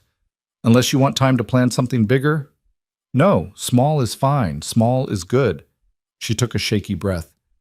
Just us, Adelaide, and whoever needs to be there to make it legal. Then I'll make arrangements, Cole said. We'll do this right, Lydia. I promise. As he spoke, neither of them heard the heavy footsteps on Mrs. Alder's porch or saw the shadow pass by the window. They didn't know that Brent Harlow's lawyer had arrived from Denver that morning, or that within the hour, Harlow would be released from jail on a technicality. They didn't know that the storm they'd been dreading was about to break over their heads, but they would soon enough. They were still standing there, hands clasped, when Mrs. Alder burst into the parlor with her face flushed and her breath coming quick. The joy in her eyes told Cole she'd been listening at the door, but the fear that followed immediately after told him something had gone wrong. He's out, she said without preamble. Harlow. His lawyer got him released 20 minutes ago. The whole town's talking about it. Lydia's hands went cold in Cole's grip. How? Marshal Clayton said, doesn't matter what the marshal said. That fancy Denver lawyer found some technicality, some legal loophole, and now Harlow's free. Mrs. Alder wrung her apron between her hands. And he's angry, children. Angrier than I've ever seen a man. He was shouting in the street, making threats, saying he'd see justice done his way if the law wouldn't do it. Cole released Lydia's hands and moved toward the window, his body already shifting into that alert stillness that came before violence. Through the lace curtains, he could see people hurrying past on the street, their faces tight with worry. Somewhere in the distance, a man's voice rose in anger, though the words were indistinct. We need to move fast, he said, turning back to Lydia. How quickly can you be ready to marry? Lydia stood frozen, her face pale. I don't know. I need to think. No time for thinking. Cole's voice was gentle but firm. Harlow knows about my proposal by now. Half the town probably knows. He's going to try to stop this wedding before it happens, which means we need to make it happen now. Today. This morning, if Reverend Tate will do it. But we need a license, witnesses, proper... We need you safe, Cole interrupted. Everything else is just paperwork. Mrs. Alder moved to Lydia's side, taking the younger woman's trembling hands. He's right, dear. Once you're married, Harlow has no claim on you or your property. But until then, you're vulnerable. This is happening too fast, Lydia's voice cracked. Yesterday I was alone and drowning. Today I'm getting married to a man I barely know because another man wants to destroy me. How is this my life? Cole crossed the room in 3 strides and gently cupped her face, making her look at him. I know you're scared. I know this isn't how you imagined your wedding day. But Lydia, listen to me. We can do this. We can stand in front of the Reverend and make promises to each other, and then you'll be safe. That's what matters right now. Safety first, everything else second. What if I can't do this? She whispered. What if I freeze up or panic or... Then I'll be right there beside you, Cole said softly. And we'll get through it together. That's what marriage is, isn't it? Getting through the hard things together. A tear slipped down her cheek, but she nodded. All right, let's do this before I lose my nerve completely. Mrs. Alder clapped her hands together. Good, that's settled. Now, you'll wear my daughter's wedding dress. It's packed away upstairs, white silk with lace at the collar. Should fit you well enough with a few pins. Cole, you go find the Reverend and the Marshal. We'll need witnesses. And for heaven's sake, stop by the bank on your way. If you're going to pay off that debt, do it before the ceremony. I won't have Lydia standing at the altar worrying about money. Cole nodded, already moving toward the door. How long do you need? An hour, maybe less if Lydia stops shaking long enough to get dressed. Mrs. Alder was already herding Lydia toward the stairs. Church at 11 o'clock. Don't be late to your own wedding, Mr. Maddox. Cole grabbed his hat and stepped out into the morning, which had grown darker as the storm clouds rolled closer. The air tasted of rain and tension, and people on the street moved with quick, nervous energy. He caught fragments of conversation as he passed. Heard Harlow threatened to burn down. Lawyer must have cost a fortune, but worth it to. That stranger who shot Billy thinks he can just... Cole ignored them all and headed straight for the church. Reverend Tate was in his small office adjacent to the sanctuary, working on Sunday's sermon. He looked up when Cole knocked, surprise and then understanding crossing his weathered face. Mr. Maddox, I had a feeling I'd see you today. Can you perform a wedding today in about an hour? Miss Harrow said yes then. She did. The Reverend set down his pen. And the rush is because Brent Harlow is out of jail and making threats. Word travels fast. In a town this size, word travels at the speed of sound. Tate stood, reaching for his coat. I'll do it, son. But I need to ask, are you certain about this? Marriage entered into under duress, out of fear or desperation, doesn't always... I'm certain, Cole said firmly. I know it looks bad from the outside. I know people will think we're crazy, but I'm not doing this just to save her from Harlow. I'm doing it because when I think about my future, I want her in it. The Reverend studied him for a long moment, then nodded. All right, I'll perform the ceremony, but you'll need witnesses, 2 at minimum for the license to be legal. Marshal Clayton? Good choice. I'll ask my wife as well. She loves a wedding, even a hastily arranged one. Tate pulled on his coat. 1 hour, you said? Yes, sir. Then I'll see you at the church. And Mr. Maddox, may God bless this union and grant you both the strength to weather whatever storms come your way. Cole's next stop was the bank. Gerald Thornton looked up from his desk with barely concealed surprise when Cole walked through his door the second time in as many days. Mr. Maddox, back so soon? I need to withdraw funds to pay off Lydia Harrow's debt. All of it. Right now. Thornton's eyebrows climbed toward his hairline. The entire balance? Every penny. That's $680. I know what it is. Cole pulled out his bank book from his ranch account in Denver, along with a letter of credit. I've got it. Transfer what you need. Thornton examined the documents, his expression shifting from surprise to respect. This is quite a sum. You're certain you want to do this? I'm certain. It will take a few minutes to process the paperwork and prepare the funds. Thornton gestured to a chair. Please, sit. Cole sat, though every instinct told him to pace, to move, to do something with the nervous energy coursing through him. In less than an hour, he'd be married.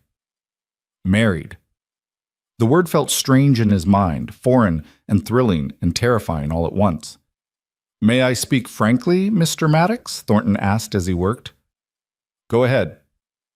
This is a grand gesture, noble even, but you're burning through your savings for a woman you've known for 2 days. Some might call that foolish. Some probably will, Cole agreed. What if it doesn't work out? What if you wake up in 6 months and realize you've made a terrible mistake? Cole thought about that question, really thought about it. What if Lydia turned out to be someone different than who she seemed? What if the attraction he felt faded? What if they drove each other crazy, living in close quarters on a remote ranch?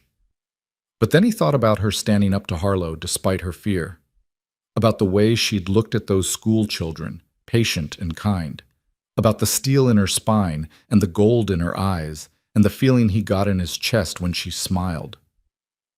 Then at least I'll have tried, Cole said quietly. At least I'll know I took a chance on something that mattered instead of playing it safe and ending up alone. Thornton paused in his paperwork, looking at Cole with something like respect. That's a good answer, son. A very good answer. He returned to his writing. For what it's worth, I hope it works out. Miss Harrow deserves some happiness, and you seem like a decent man. 20 minutes later, Cole walked out of the bank with a receipt showing that Lydia Harrow's debt had been paid in full, along with a copy of the deed to her property, now unencumbered by liens or loans. His bank account was nearly empty, his carefully saved nest egg gone. But instead of regret, he felt something like relief. Money could be earned again. This chance at a life with Lydia might not come twice. He found Marshal Clayton at his office, cleaning his rifle with methodical precision.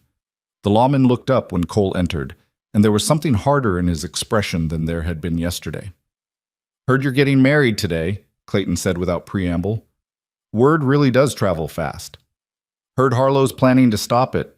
He was in here an hour ago, demanding I arrest you for attempted murder, assault, trespassing, and about 6 other charges his lawyer invented." The marshal set down his rifle. "I told him to go to hell." Cole felt a flicker of surprise. "You did?" "I did. Felt good, too." Clayton stood, hooking his thumbs in his gun belt. "I've been this town's marshal for 8 years, and for the last 3 of them, I've been a coward. I let Harlow run roughshod over people because I was afraid. Afraid of losing my job, afraid of getting hurt, afraid of standing up to power." He met Cole's eyes. "But watching you put your neck on the line for someone you barely know reminded me why I pinned on this badge in the first place. So no, I'm not arresting you. And yes, I'll stand witness at your wedding. Thank you, Marshal." "Don't thank me yet. Harlow's not going to let this go. He's gathering his men right now, and I'd bet my badge he's planning something." Clayton reached for his gun belt, strapped it on. "I'll be at the church, and I'll be armed, just in case." Cole nodded grimly. He'd expected as much. Men like Harlow didn't surrender what they wanted just because the law said no. They pushed and pushed until something broke. Well, Cole wasn't planning on being the thing that broke. He left the marshal's office and headed back toward Mrs. Alder's boarding house, his hand resting unconsciously on the butt of his Colt. The street was quieter now, people having retreated indoors as the storm clouds grew darker and the first fat drops of rain began to fall. Thunder rumbled in the distance, a low growl that matched the tension in Cole's gut. Mrs. Alder met him at the door, her face flushed with exertion. "She's almost ready. How do you look in that shirt? Never mind, no time to change. Reverend Tate." "Ready and willing. Marshal Clayton will stand witness." "Good. That's good." Mrs. Alder fussed with Cole's collar, smoothing wrinkles that probably weren't even there. "Now listen to me, Cole Maddox. That girl upstairs is scared half to death. She's putting on a brave face, but I know her. She's terrified of the wedding, of Harlow, of what comes after. So when you stand up there in front of God and everybody, you look at her like she matters, like she's the only person in the world. Understand?" "Yes, ma'am." "And after the ceremony, you keep her safe, whatever it takes, because if Brent Harlow hurts one hair on that girl's head, he'll have to answer to me, and I'm a lot meaner than I look." Cole believed it. "I'll keep her safe. I promise." Mrs. Alder's stern expression softened. "I know you will, son. I can see it in you, the kind of man who keeps his promises." She patted his cheek. "Now, let's get you to the church before this rain really starts coming down." The walk to the church took only minutes, but by the time they arrived, the rain was falling in earnest, drumming on the roof and streaming down the windows. Reverend Tate was waiting inside with his wife Emma, a plump woman with kind eyes and flowers in her hands. "For the bride," Emma explained, holding up a small bouquet of wild flowers hastily gathered. "Every bride deserves flowers." Marshal Clayton arrived moments later, his duster dripping water, his hand never far from his gun. He positioned himself near the door, watching the street through the window with the alertness of a man expecting trouble. They waited. 5 minutes. 10. The rain grew heavier, and thunder crashed overhead, shaking the small church. Cole's nerves pulled tighter with each passing moment. What if Lydia had changed her mind? What if she'd run? What if... The door opened and Mrs. Alder came in first, shaking water from her shawl. "She's coming, just needed a moment." And then Lydia appeared in the doorway, and Cole forgot how to breathe. The dress Mrs. Alder had found was simple white silk, high-necked and long-sleeved, with delicate lace at the collar and cuffs. It fit Lydia perfectly, emphasizing her small waist and the graceful line of her shoulders. Her dark hair was pinned up with a few loose curls framing her face, and she wore no jewelry except for small pearl earrings that had probably belonged to her mother. But it was her face that stopped Cole's heart. She looked terrified and determined and beautiful, all at once.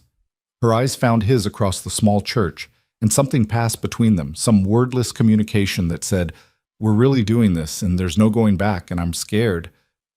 But I trust you." Cole moved to meet her, offering his arm. She took it, her hand trembling against his sleeve. "You look beautiful," he said softly. "I look terrified," she whispered back. "That too, but mostly beautiful." A ghost of a smile touched her lips. "You clean up well yourself, Cowboy." They walked together down the short aisle to where Reverend Tate waited, his Bible open, his expression solemn and kind. Emma handed Lydia the wildflower bouquet, and Mrs. Alder dabbed at her eyes with a handkerchief. Marshal Clayton stood by the door, vigilant and ready. "Dearly beloved," Reverend Tate began, his voice filling the small church, "we are gathered here today in the sight of God and these witnesses to join this man and this woman in holy matrimony. Marriage is not to be entered into lightly, but reverently, deliberately, and with the understanding that it is a covenant between two souls who promise to love, honor, and cherish one another through all the days of their lives."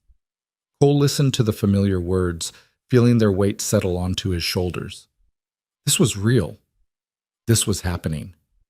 In a few minutes, Lydia would be his wife, and he would be her husband, and everything would change. "Marriage is both a joy and a challenge," the Reverend continued. "It calls us to be our best selves, to sacrifice our own comfort for the good of our partner, to build something lasting in a world where so much is temporary.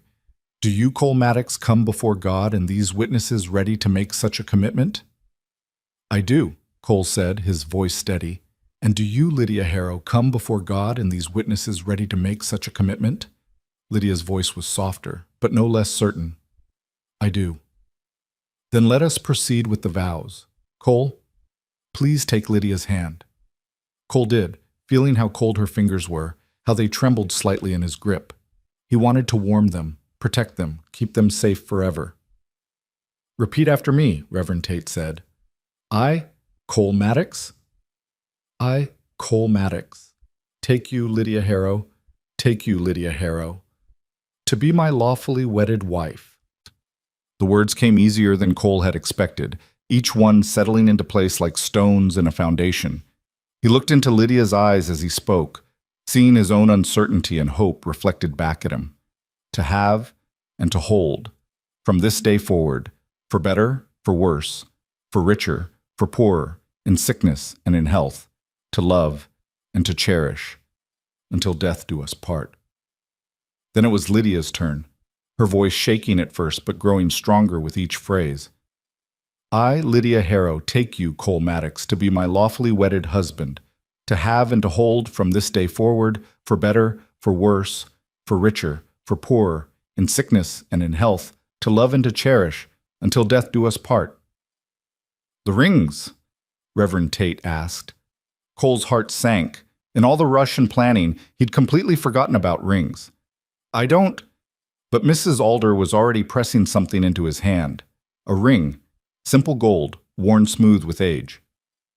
"My late husband's," she whispered. "He'd want you to have it." Cole's throat tightened with gratitude. He slipped the ring onto Lydia's finger, and it fit as if it had been made for her. "I don't have one for you," Lydia said, looking stricken. "Doesn't matter," Cole said softly. "This is enough." But Emma Tate was fumbling with her own hand, pulling off a simple band. "Here, take mine. My husband can do without for a day until we can get you a proper one."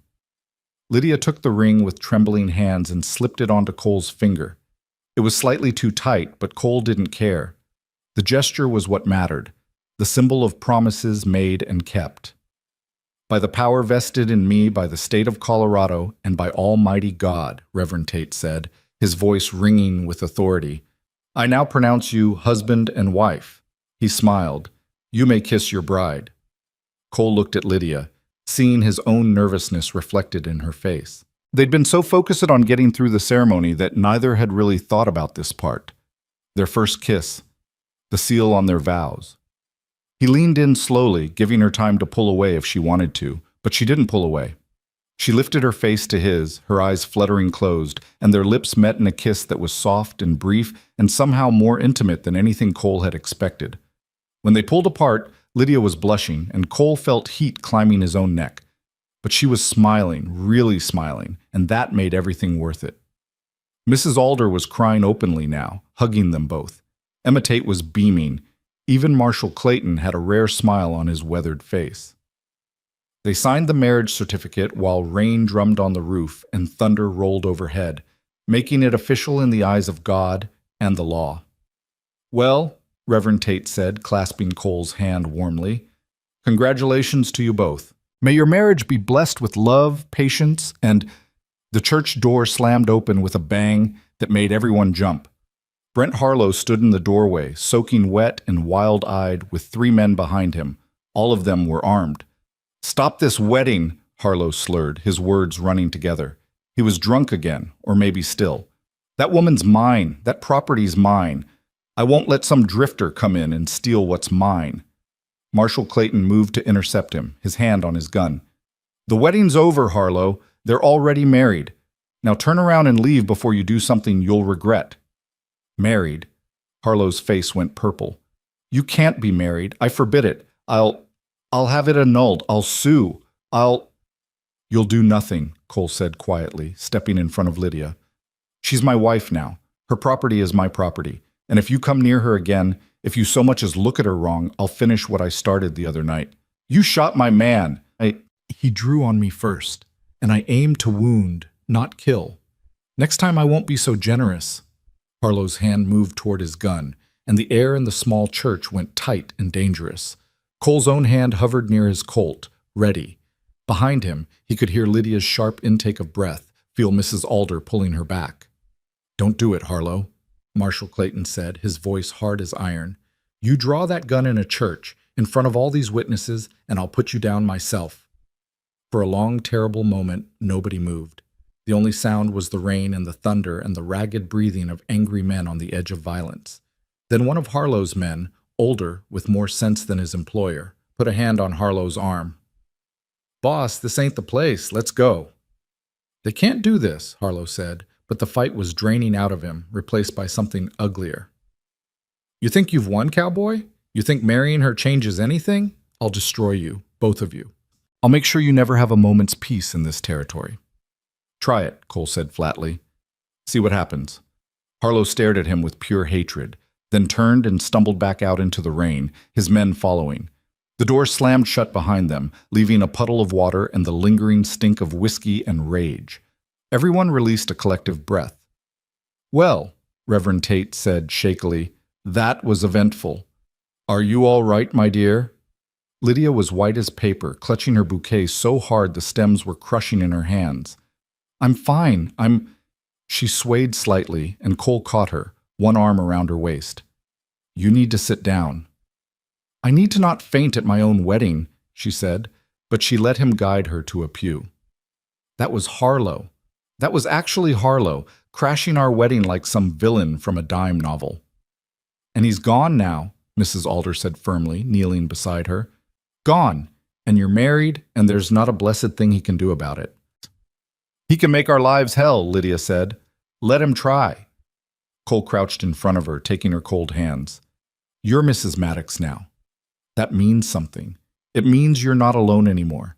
It means whatever comes next, we face it together." She looked at him with eyes that were too bright, filled with tears she was fighting not to shed. "What have we done, Cole?" "We got married," he said simply. "Everything else? We'll figure out as we go." Marshall Clayton checked the street, then turned back.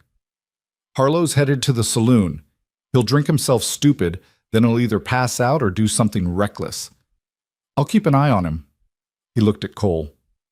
"You should get your wife somewhere safe. Take her to Mrs. Alder's, or better yet, out of town entirely." "I have a house," Lydia said, some strength returning to her voice. "My house. I'm not letting him run me out of my own home." "Mrs. Maddox," the marshal said, and the name made Lydia blink in surprise. With all due respect, your house is the first place he'll go when he works up the nerve. You'd be sitting ducks." "He's right," Cole agreed. "We need to be smart about this. Tactical." "I won't run," Lydia insisted. "I won't let him win." "It's not running. It's strategy." Cole helped her to her feet. "We go to your house, we pack what you need, and then we head to my ranch. It's remote, defensible, and Harlow doesn't know where it is. We stay there until things cool down, until the marshal can do his job and make it clear that harassing us has consequences." "How long could that take?" "However long it takes," Cole said. "Days, weeks? Doesn't matter. The point is to keep you safe." Lydia looked around the church, at Mrs. Alder's worried face, at the Tates' concerned expressions, at Marshal Clayton standing guard by the door. Then she looked back at Cole, and something in her expression shifted, hardened. "All right," she said. "We'll go to your ranch. But I'm coming back, Cole. This is my home, my town. I'm not giving it up forever." "Never asked you to," Cole said. "Just asked you to be smart and stay alive." They left the church as a group, Mrs. Alder producing umbrellas that did little against the driving rain. The street was nearly empty now, people having taken shelter from the storm. They hurried through the downpour to Lydia's small house, where everything looked exactly as it had the night Cole had stood guard, peaceful, innocent, betraying no hint of the danger that had nearly struck. Inside, Lydia moved with sudden efficiency, pulling out a worn carpet bag and filling it with clothes, books, small treasures. Cole helped Mrs. Alder gather food supplies while Marshal Clayton stood watch at the door. "I hate this," Lydia said, folding a dress with sharp, angry movements. "I hate running. I hate that he's still winning." "He's not winning," Cole said. "He wanted your property. He wanted to control you. Now he has neither. That's not winning. That's losing." "Then why does it feel like I'm the one who lost?" Cole set down the can of beans he'd been holding and went to her, turning her to face him. "Because you're scared. Because change is hard, even when it's good change. Because leaving your home, even temporarily, feels like defeat." He cupped her face gently. "But Lydia, look at what you gained today. A husband, a partner, a way out of debt, a future that's not controlled by Harlow's threats. That's not losing. That's winning in the ways that matter most." She leaned into his touch, her eyes closing. "I'm so tired of being scared." "I know. But you won't be scared forever. We'll get through this, and when we do, you'll be stronger for it." He pressed a kiss to her forehead, the gesture feeling natural despite how new it was. "And I'll be right there with you." They finished packing quickly, loading supplies onto Cole's horse and a spare mare he'd purchased that morning. The rain was letting up slightly, but the sky remained dark and thunder still grumbled in the distance. Mrs. Alder hugged Lydia fiercely, extracting promises to write, to visit, to stay safe. "You take care of her," she told Cole, her eyes fierce despite the tears. "Or answer to me." "Yes, ma'am." Marshal Clayton walked them to the edge of town, his eyes constantly scanning for threats. "I'll keep the peace here as best I can. And I'll make sure Harlow understands that if anything happens to either of you, he's the first person I'll come looking for." "Appreciate it, Marshal." "You saved this town something precious today, Mr. Maddox.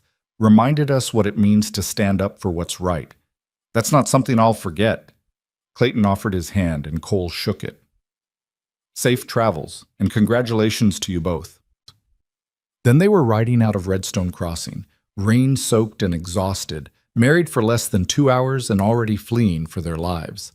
It wasn't how Cole had imagined starting a marriage, but then again, nothing about the past 2 days had gone according to any plan he'd ever made. They rode in silence for the first hour, pushing through the rain until they reached the foothills where the trees provided some cover. Lydia sat her horse well, but Cole could see the exhaustion in the line of her shoulders, the way she swayed slightly in the saddle. "We'll stop soon," he called over the sound of the rain. "There's a line shack about 2 miles ahead. We can rest there, get dry, have something to eat." She just nodded, too tired for words. The line shack was exactly where Cole remembered it, a small, sturdy structure built into a hillside, used by ranchers during roundup season. It was empty now, cobwebs in the corners and dust on the floor, but it was dry and defensible. Cole got Lydia inside first, then saw to the horses, unsaddling them and rubbing them down in the small lean-to attached to the shack. By the time he came back inside, Lydia had found a lantern and managed to get it lit. She sat on one of the two narrow bunks, still in her wedding dress, looking lost and small and completely overwhelmed. Cole closed the door, bolted it, then turned to face his wife. His wife. The word still felt strange, but looking at her sitting there, trying so hard to be brave, something in Cole's chest expanded, grew warm. This woman was his to protect now, his to care for, his to build a life with. "You should get out of that wet dress," he said gently. "You packed dry clothes?" "Yes, but—" She looked around the small shack, then back at him, her cheeks coloring. "Cole, we're married now, but we don't really know each other. I don't want you to think that I expect or that I'm ready to—" "Hey."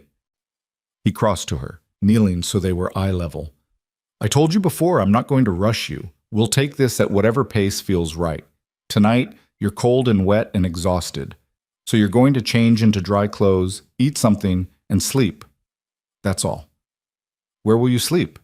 He gestured to the other bunk. "Over there. We'll be like proper newlyweds, separate beds and absolutely no scandal." A shaky laugh escaped her. "This is the strangest wedding day anyone's ever had." "Maybe," Cole agreed. "But you know what? We're alive, we're safe, and we're together. Everything else can wait." She nodded, looking grateful. "Could you turn around while I change?" "Of course." Cole busied himself unpacking food supplies and building a small fire in the potbelly stove, keeping his back to Lydia while she rustled around changing clothes.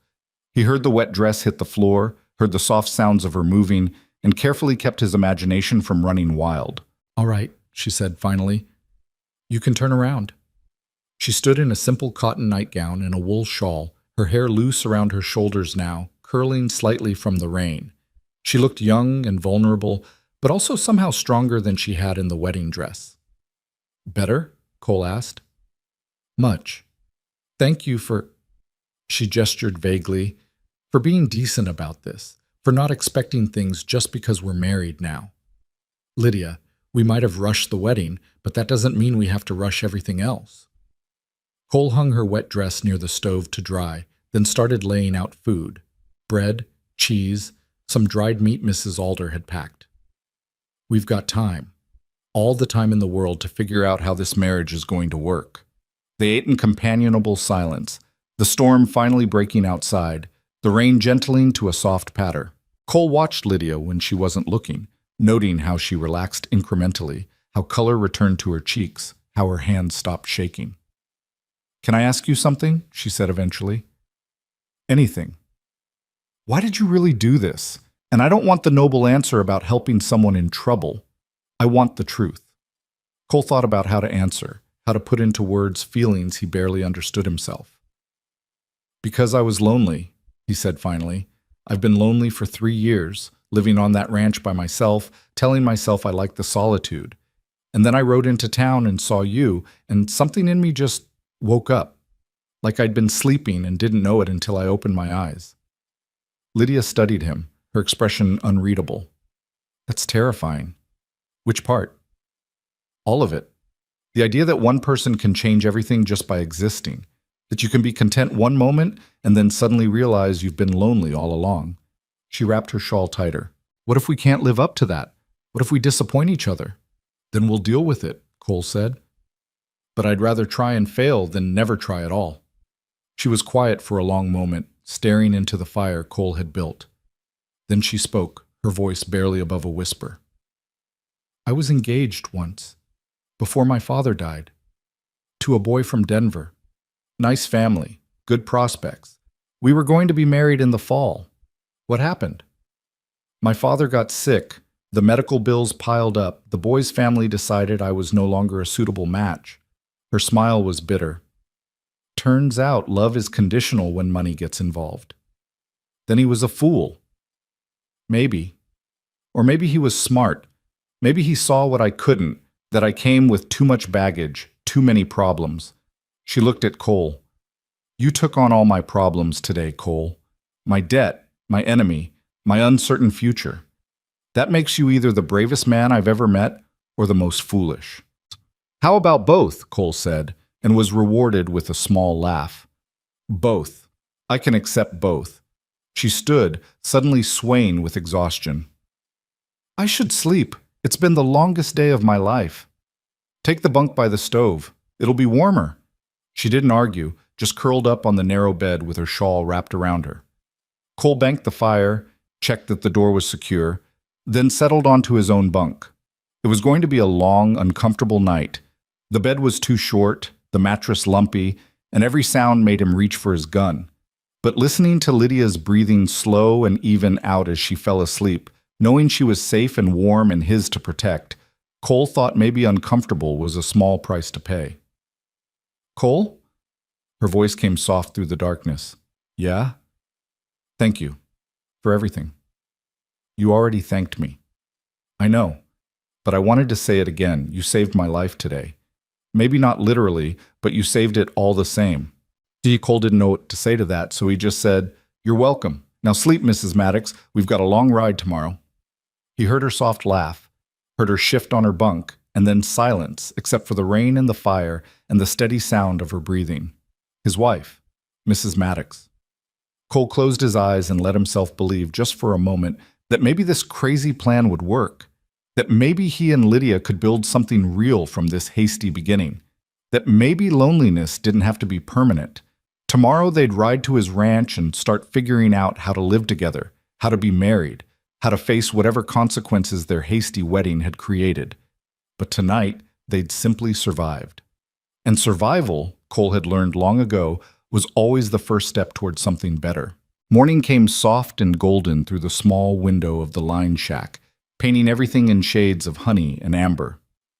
Cole woke to birdsong and the gentle sound of Lydia moving quietly near the stove, trying not to wake him.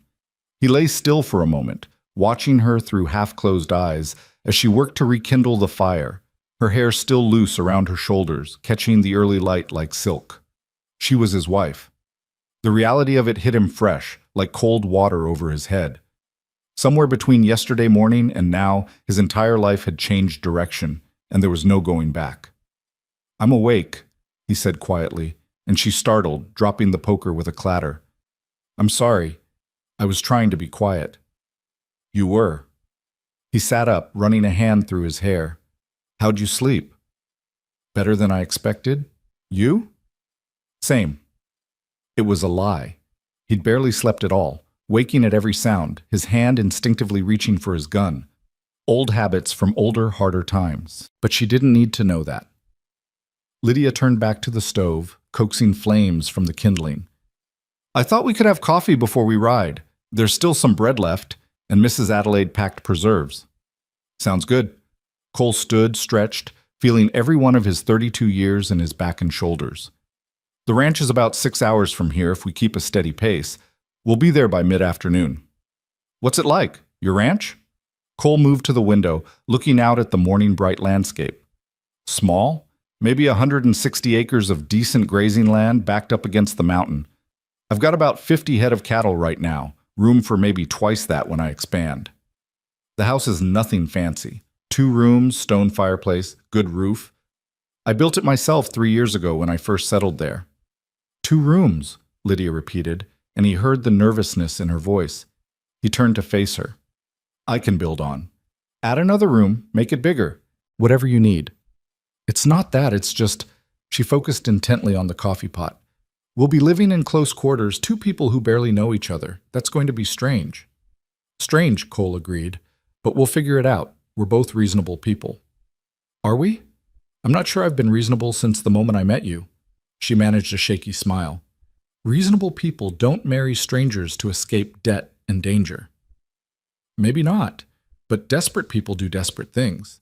And sometimes desperate things turn out to be the right things, just arrived at by an unconventional path. The coffee finished brewing, filling the small shack with its rich aroma. They ate quickly, neither of them speaking much, both lost in their own thoughts about what lay ahead. Then they packed up, erased signs of their presence, and saddled the horses.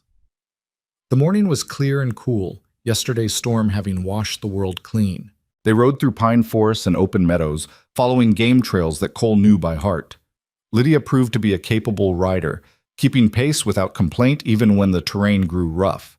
Cole found himself watching her when he thought she wasn't looking, noticing small things, the way she sat her horse with natural grace, the way she looked around at the landscape with genuine appreciation, the way she occasionally touched the gold band on her finger as if reminding herself it was real.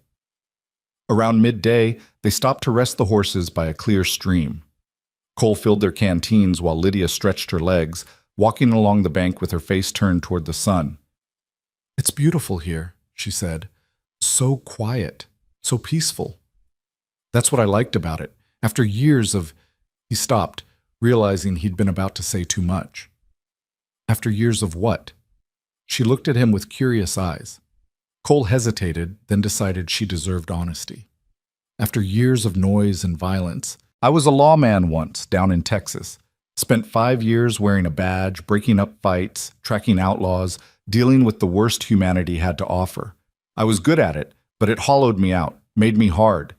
So when my time was up, I came here looking for something different, something quiet. "And then you rode into Redstone Crossing and found more trouble," Lydia said softly. "Found you," Cole corrected. "The trouble was just part of the package." She smiled at that, and Cole felt something warm unfold in his chest. They stood there by the stream for a moment, the sun warm on their faces, the sound of water over stones filling the silence between them. "Can I ask you something?" Lydia said finally. "And I want you to be honest." "All right. Do you regret this? Any of it?" Cole thought about the question, really considered it. Did he regret spending most of his savings? Regret marrying a woman he barely knew? Regret taking on her problems and making them his own? "No," he said, and meant it completely. "I don't regret a single moment. Do you?" "I don't know yet." She met his eyes. "Ask me again in a month or a year. I'll have a better answer then." "Fair enough." They rode on, climbing higher into the mountains as the afternoon wore on. The air grew thinner, colder, scented with pine and granite. Cole pointed out landmarks as they passed. A lightning-struck tree, a rock formation that looked like a sleeping bear, the place where he'd once watched a mother wolf teach her pups to hunt. "You love it here," Lydia observed. "I do. It's the first place that's felt like home in a long time. I hope it can feel like home to me too." "Give it time," Cole said. "Home is something you grow into, not something that happens overnight." The sun was sliding toward the western peaks when they finally crested the last ridge and Cole's ranch came into view below. It sat in a natural bowl, protected on 3 sides by rising land, with the 4th side open to a long valley. The house was exactly as he'd described, small but solid, built from logs and stone, with a covered porch and a stone chimney. Behind it stood a barn, a corral, and a few other outbuildings. Cattle grazed peacefully in the meadow, and smoke rose from the chimney in a thin line. Lydia reined in beside him, studying the scene. "Someone's there." "That'll be Tom Garrison. He's a neighbor, lives about 3 miles east. I asked him to look after the place while I was gone." Cole urged his horse forward. "Good man. You'll like him." They rode down the slope toward the ranch, and by the time they reached the yard, a man had emerged from the house. Tom Garrison was in his mid-50s, weathered and lean, with a salt and pepper beard and eyes that missed nothing. He studied Lydia with open curiosity as they dismounted. "Tom," Cole said, clasping the man's hand, "thanks for keeping an eye on things." "No trouble at all. Cattle are fine. Had to fix a section of fence on the north side, but otherwise everything's good." Tom's eyes moved to Lydia. "Though I'm guessing you have some news, bringing a lady home with you." "Tom Garrison? Meet Lydia Maddox, my wife." If Tom was surprised, he hid it well. He swept off his hat and offered Lydia a genuine smile. "Mrs. Maddox, it's a pleasure. Welcome to your new home." "Thank you, Mr. Garrison." Lydia shook his hand, her own smile tentative but real. "Just Tom, ma'am. Nobody's called me Mr. Garrison since my schoolteacher days, and that was a lifetime ago." He turned back to Cole. "Got some stew on the stove inside, and I brought over some of Martha's bread. Figured you'd be hungry when you got back." "Martha knows?" Cole asked, referring to Tom's wife. Course she knows. Woman has a sixth sense about these things. Said just this morning that you'd be bringing someone special home and damned if she wasn't right. Tom grinned. She'll want to meet your bride properly, of course. Prepare yourself for visits, covered dishes, and 1,000 questions about how you two met. That's a long story, Cole said. I'll bet it is. Tom collected his hat and coat from inside. I'll leave you two to settle in. But Cole, if you need anything at all, you know where to find me. After Tom had ridden off, Cole and Lydia stood in the yard, suddenly alone together in what was now their home. The reality of it seemed to settle on both of them at once, heavy and irrevocable. Well, Lydia said quietly, here we are. Here we are, Cole echoed. He picked up her bag and his supplies. Come on, I'll show you inside. The house was simple but clean, exactly as Cole had left it. The main room served as both kitchen and living area, with a table, chairs, a cook stove, and a stone fireplace that dominated one wall. Shelves held dishes, pots, and supplies. A few books lined one wall, more than Lydia had expected, including poetry and classics alongside practical manuals. The second room, visible through an open doorway, contained a bed, a dresser, and a washstand. One bed. Lydia stared at it, her cheeks coloring. Cole, I thought you said 2 rooms. I did. This room and that one. He set down her bag, suddenly understanding her concern. I can sleep out here by the fireplace. That's what I was planning. For how long? We can't maintain separate sleeping arrangements forever. People will talk. Your neighbor already looked curious. Let them talk. I told you, Lydia, I'm not going to rush you. I meant that. She turned away, moving to the window to look out at the valley. I know you did, and I appreciate it, truly. But Cole, we're married. At some point, we're going to have to... She trailed off, unable or unwilling to finish. Cole moved closer, but didn't touch her. We'll figure it out when we're both ready. There's no timeline, no pressure. This is our marriage, nobody else's. We make our own rules. What if I'm never ready? Her voice was small. What if I'm too scared or too broken from everything that's happened? Then we'll deal with that if it comes. But Lydia, look at me. He waited until she turned. You're not broken. You're one of the strongest people I've ever met. You stood up to Harlow when everyone else caved. You kept your father's land when it would have been easier to sell. You married a stranger to protect yourself when you could have given up. That's not broken. That's brave. Tears welled in her eyes. I don't feel brave. I feel terrified. Being brave doesn't mean not being scared. It means being scared and doing what needs doing anyway. Cole reached out slowly, giving her time to pull away, and wiped a tear from her cheek. We're going to be all right, you and me. I promise you that. She leaned into his touch just slightly, and Cole felt hope bloom warm in his chest. The rest of the afternoon passed in domestic tasks that felt surreal in their normalcy. Cole showed Lydia where everything was kept, how the stove worked, where the well was located. She unpacked her few belongings while he tended the horses and checked on the cattle. They heated Tom's stew and ate together at the small table, making careful small talk about the ranch, the weather, anything but the elephant in the room that was their hasty marriage and uncertain future. As evening fell and lamplight replaced daylight, Lydia stood at the window watching the sun paint the mountains in shades of rose and gold.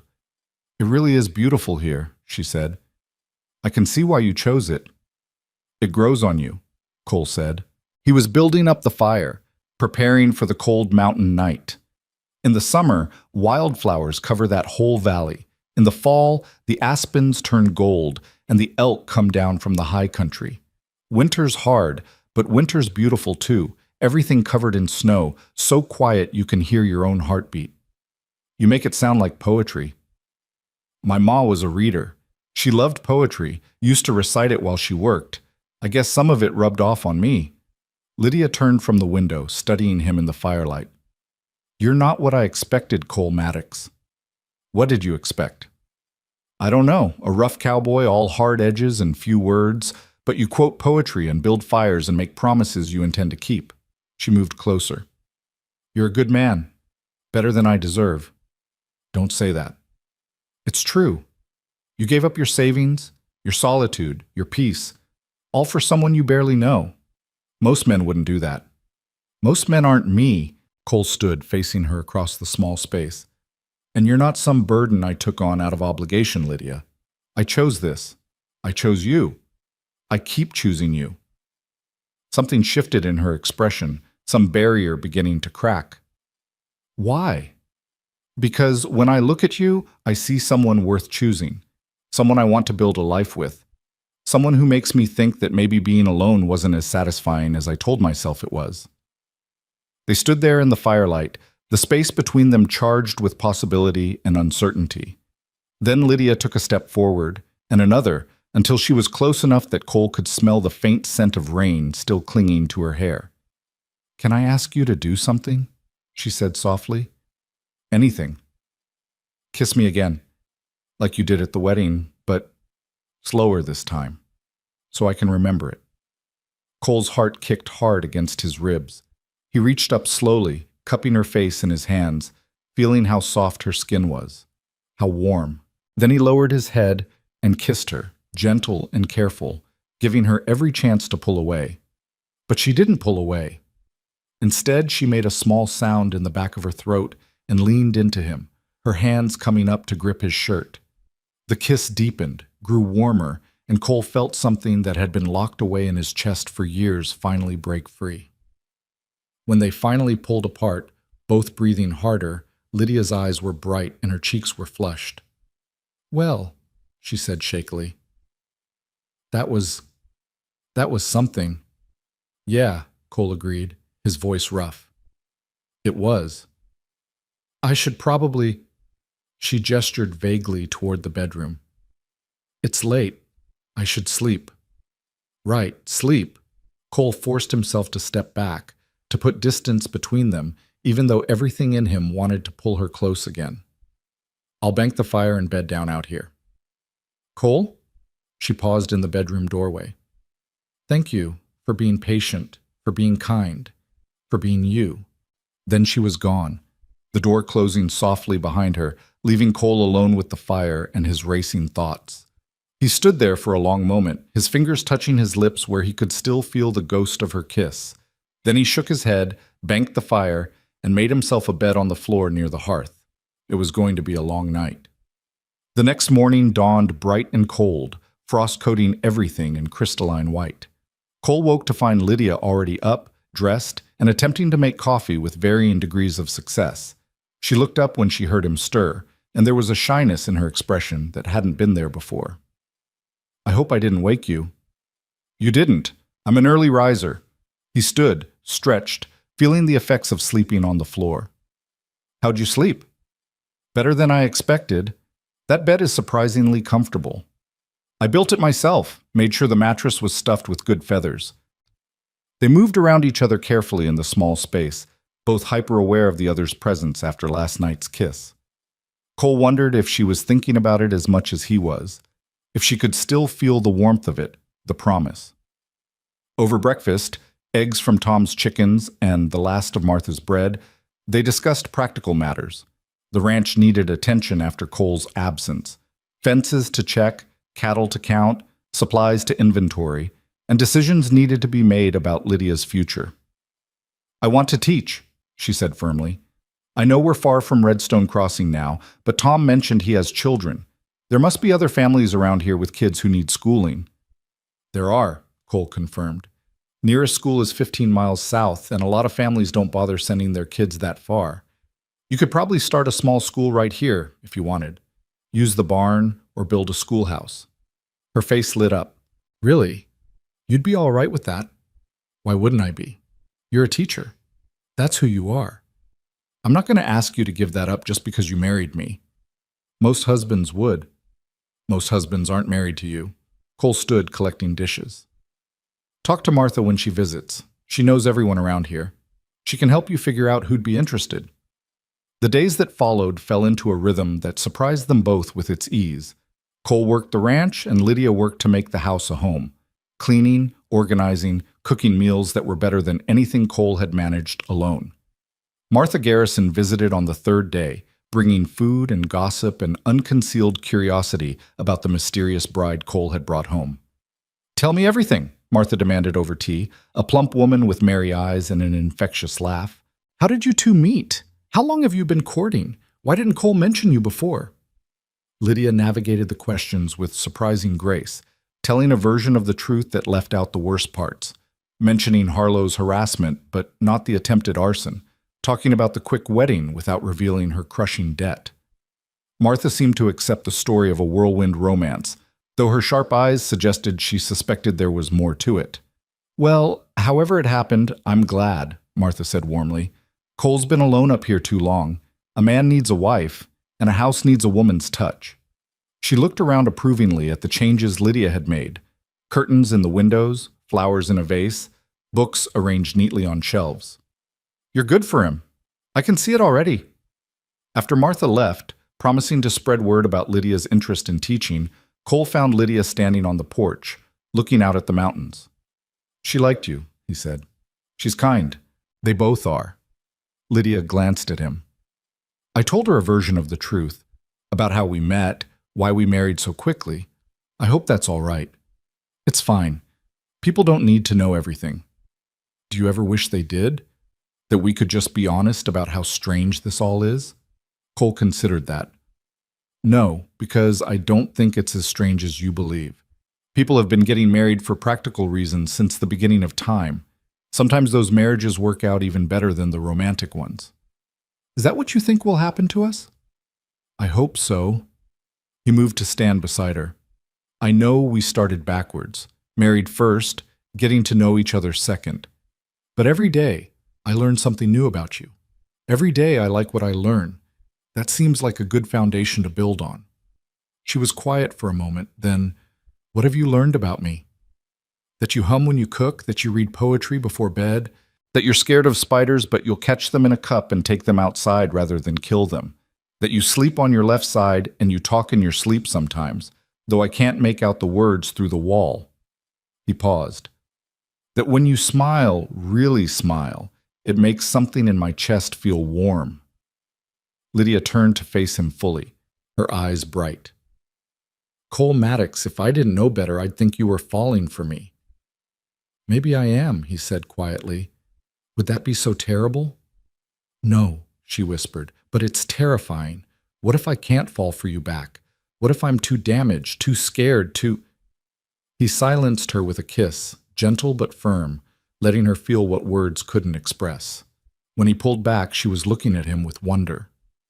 "Stop overthinking," he said softly. "Just let things happen as they happen. No pressure, no expectations, no fear. Just us, figuring it out as we go." "Just us," she repeated, and something in her expression relaxed, opened. "I think I can do that." A week passed, then two. Spring deepened into early summer, and the ranch came alive with color and warmth. Cole and Lydia fell into patterns of work and rest, conversation and comfortable silence. She started teaching 3 children from neighboring ranches, meeting with them twice a week in the barn that Cole had helped her convert into a makeshift schoolroom. He saw her come alive when she taught, passionate and patient, and fully herself. In the evenings, they'd sit on the porch and watch the sunset, talking about everything and nothing. Cole told her about his years as a lawman, the violence he'd seen, the choices he'd made. Lydia talked about her childhood, her father, the boy who'd abandoned her when money got tight. They shared stories and secrets, building intimacy one confession at a time, but they still slept in separate rooms. Cole on the floor by the fire, Lydia in the bedroom. It was an arrangement that couldn't last forever, and they both knew it. The tension built slowly, like pressure before a storm, in the way their hands would brush when passing dishes, in the way their eyes would meet and hold across the room, in the goodnight kisses that grew longer and deeper each night. Finally, 3 weeks after they'd arrived at the ranch, Lydia appeared in the doorway of the bedroom wearing her nightgown, her hair loose, her expression determined and terrified in equal measure. "I can't do this anymore," she said. Cole sat up from his makeshift bed, instantly alert. "Can't do what?" "This. Sleeping in separate rooms like we're strangers. We're married, Cole. We're husband and wife, and I think—" She took a shaky breath. I think I'm ready to be your wife, really your wife. Cole's heart started hammering, but he kept his voice gentle. You're sure? Because Lydia, there's no rush. I can wait as long as you need. I know you can, but I don't want to wait anymore. She moved closer, and in the lamplight he could see she was trembling. I'm scared, but I trust you, and I think maybe I'm falling for you too. Cole stood slowly, crossing to her. Say that again. I'm falling for you. Her voice was stronger now. Somewhere between watching you work with the cattle and listening to you quote poetry and feeling safe for the first time in months, I started falling, and I don't want to fight it anymore. He cupped her face in his hands, looking into her eyes, seeing the truth there.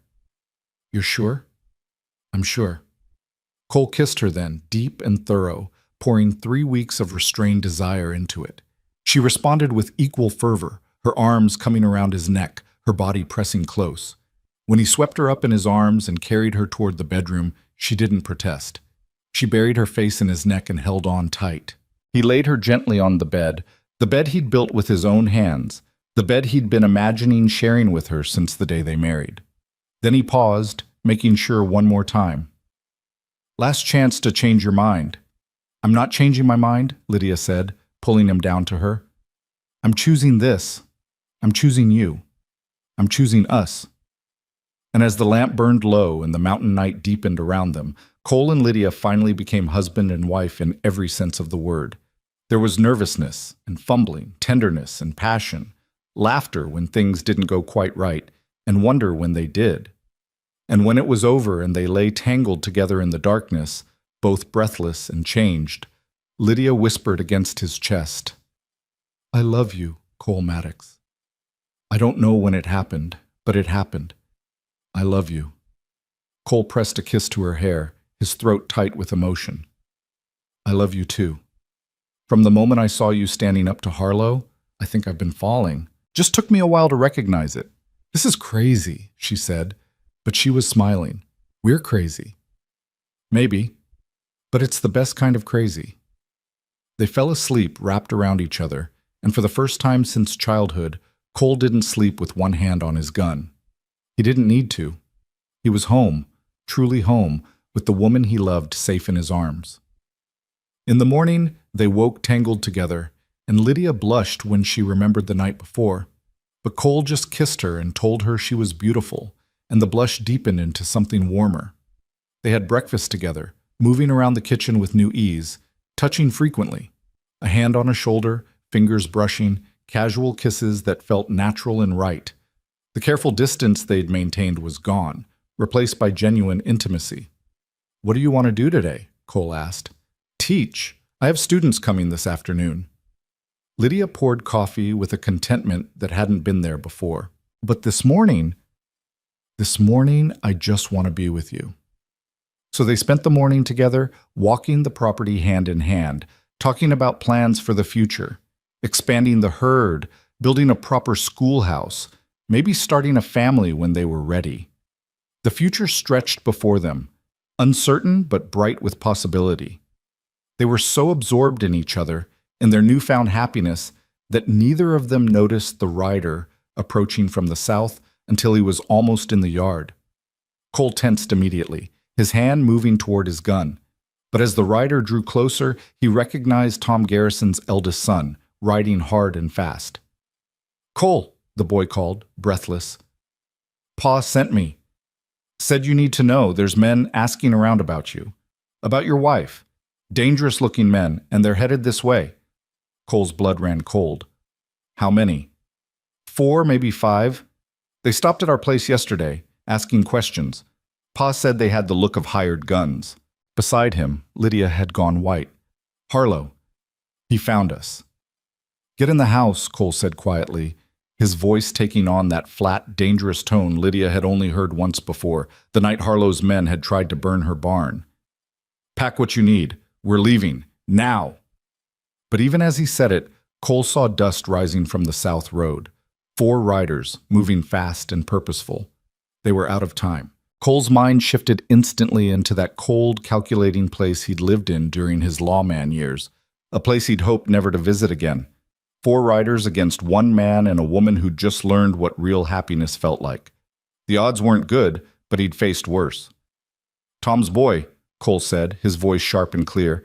"Ride to your father, tell him to bring help if he can, and to send word to Marshal Clayton in Redstone Crossing. Go, now!" The boy wheeled his horse and took off at a gallop, disappearing over the ridge just as the 4 riders emerged from the tree line. Cole could see them clearly now, hard men with guns, the kind who do whatever they were paid to do without asking questions or feeling remorse. "Lydia, inside. Get my rifle from above the door and load it. Then stay away from the windows." Cole's hand rested on his Colt, loose and ready. "Whatever happens out here, you stay inside. You understand? I'm not leaving you to face them alone." "You're not leaving me. You're staying alive, which is what I need you to do." He looked at her, letting her see the steel beneath his calm. "Please, Lydia, let me handle this. Trust me." She hesitated, then nodded and ran for the house. Cole heard the door slam, heard the bolt slide home. Good. At least she'd be safe inside while he dealt with whatever came next. The 4 riders spread out as they approached, a tactical formation that told Cole these weren't amateurs. They'd done this before, knew how to work together. The one in the middle was older, weathered, with eyes like chips of flint and a tied-down holster that spoke of experience. He raised a hand and the others stopped about 30 yards out. "You Cole Maddox?" the leader called. "I am. Who's asking?" "Name's Pike. We're here on business for Mr. Brent Harlow. He wants to talk to you and your wife about settling some disagreements." "We don't have any disagreements to settle," Cole said evenly. "My wife and I are legally married, her debts are paid, her property is hers, Harlow has no claim on either." "See, that's where you're wrong." Pike walked his horse a few steps closer, and Cole's hand tightened imperceptibly on his gun. "Mr. Harlow says you stole something that belonged to him. Says you interfered with legal business transactions. Says you shot one of his men and threatened him in a house of God.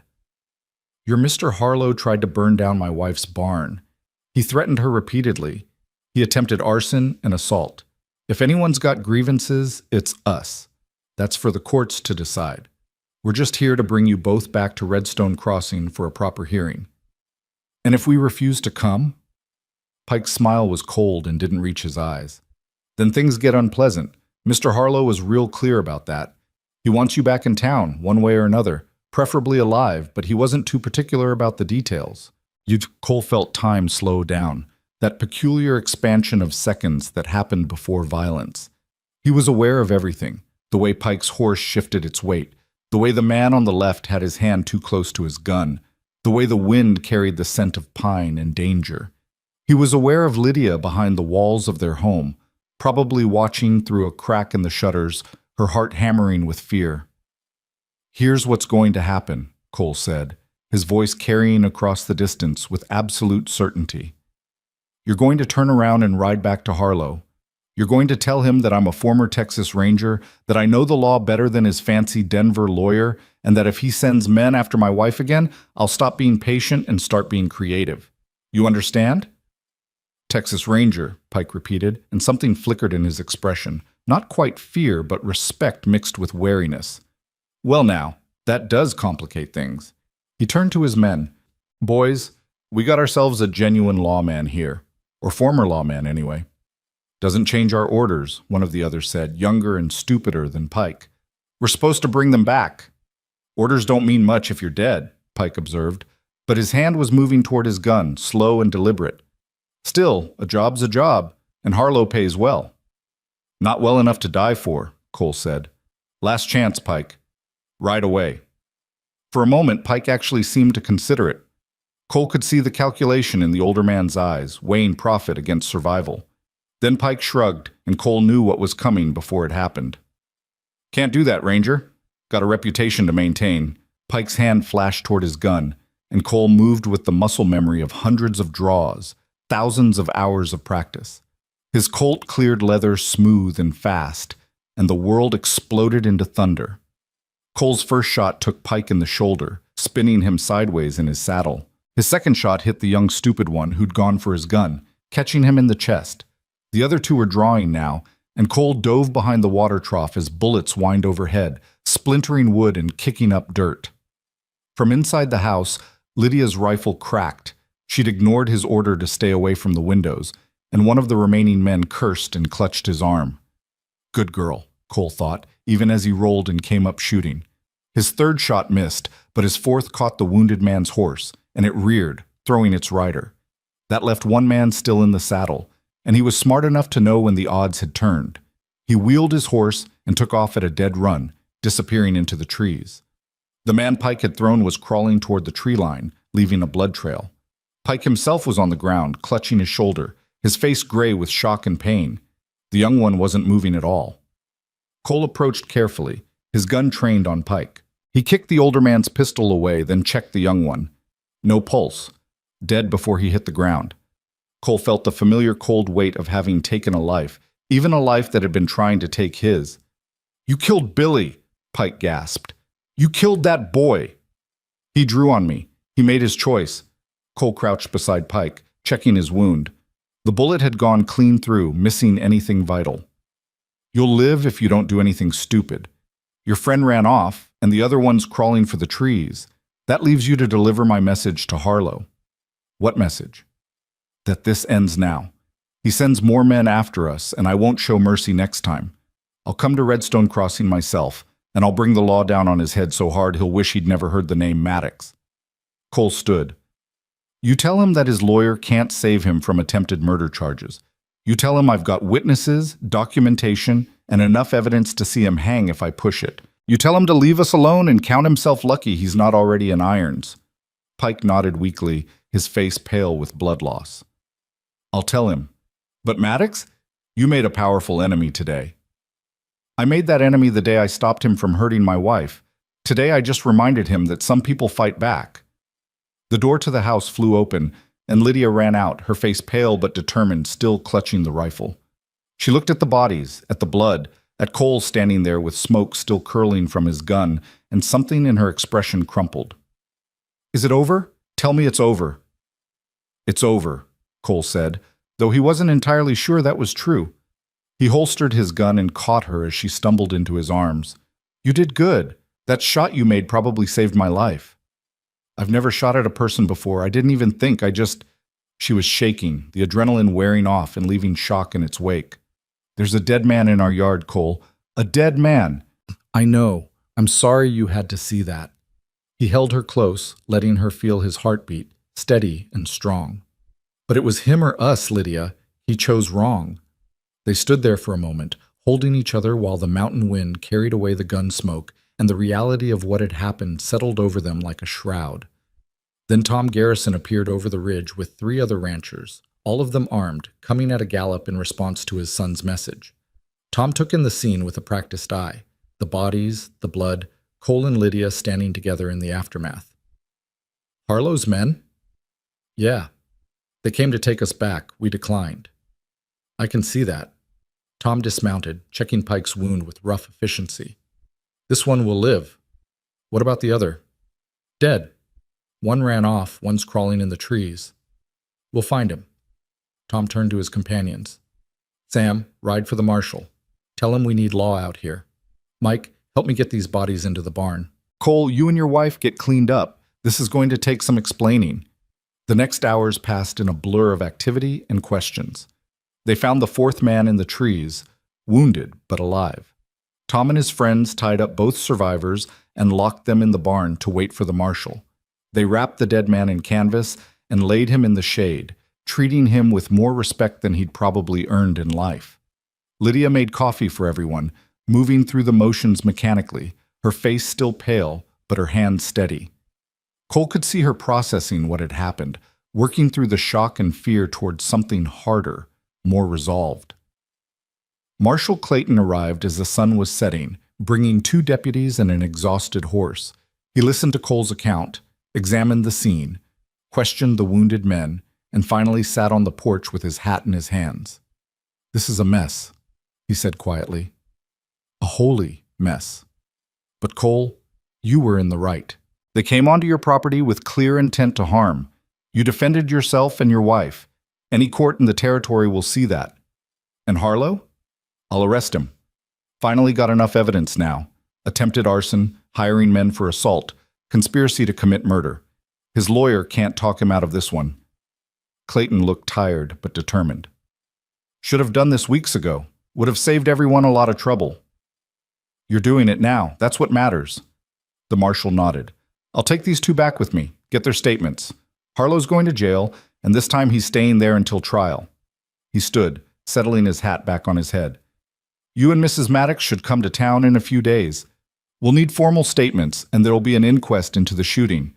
But Cole? You did right. Don't let anyone tell you different.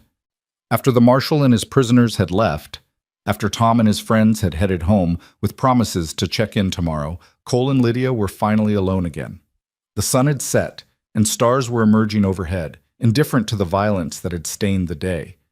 They sat on the porch in silence for a long time, processing everything. Finally, Lydia spoke. I thought I'd lost you today. When those men rode up and I saw you standing there alone against 4 of them, I thought... Her voice broke. I thought I'd just found happiness and was about to lose it forever. But you didn't. I'm right here. Are you?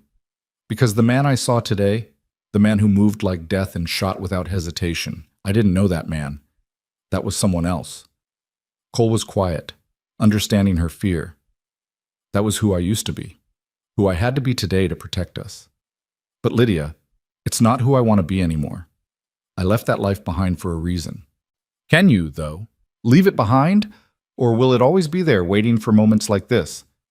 I don't know, Cole admitted. But I know this.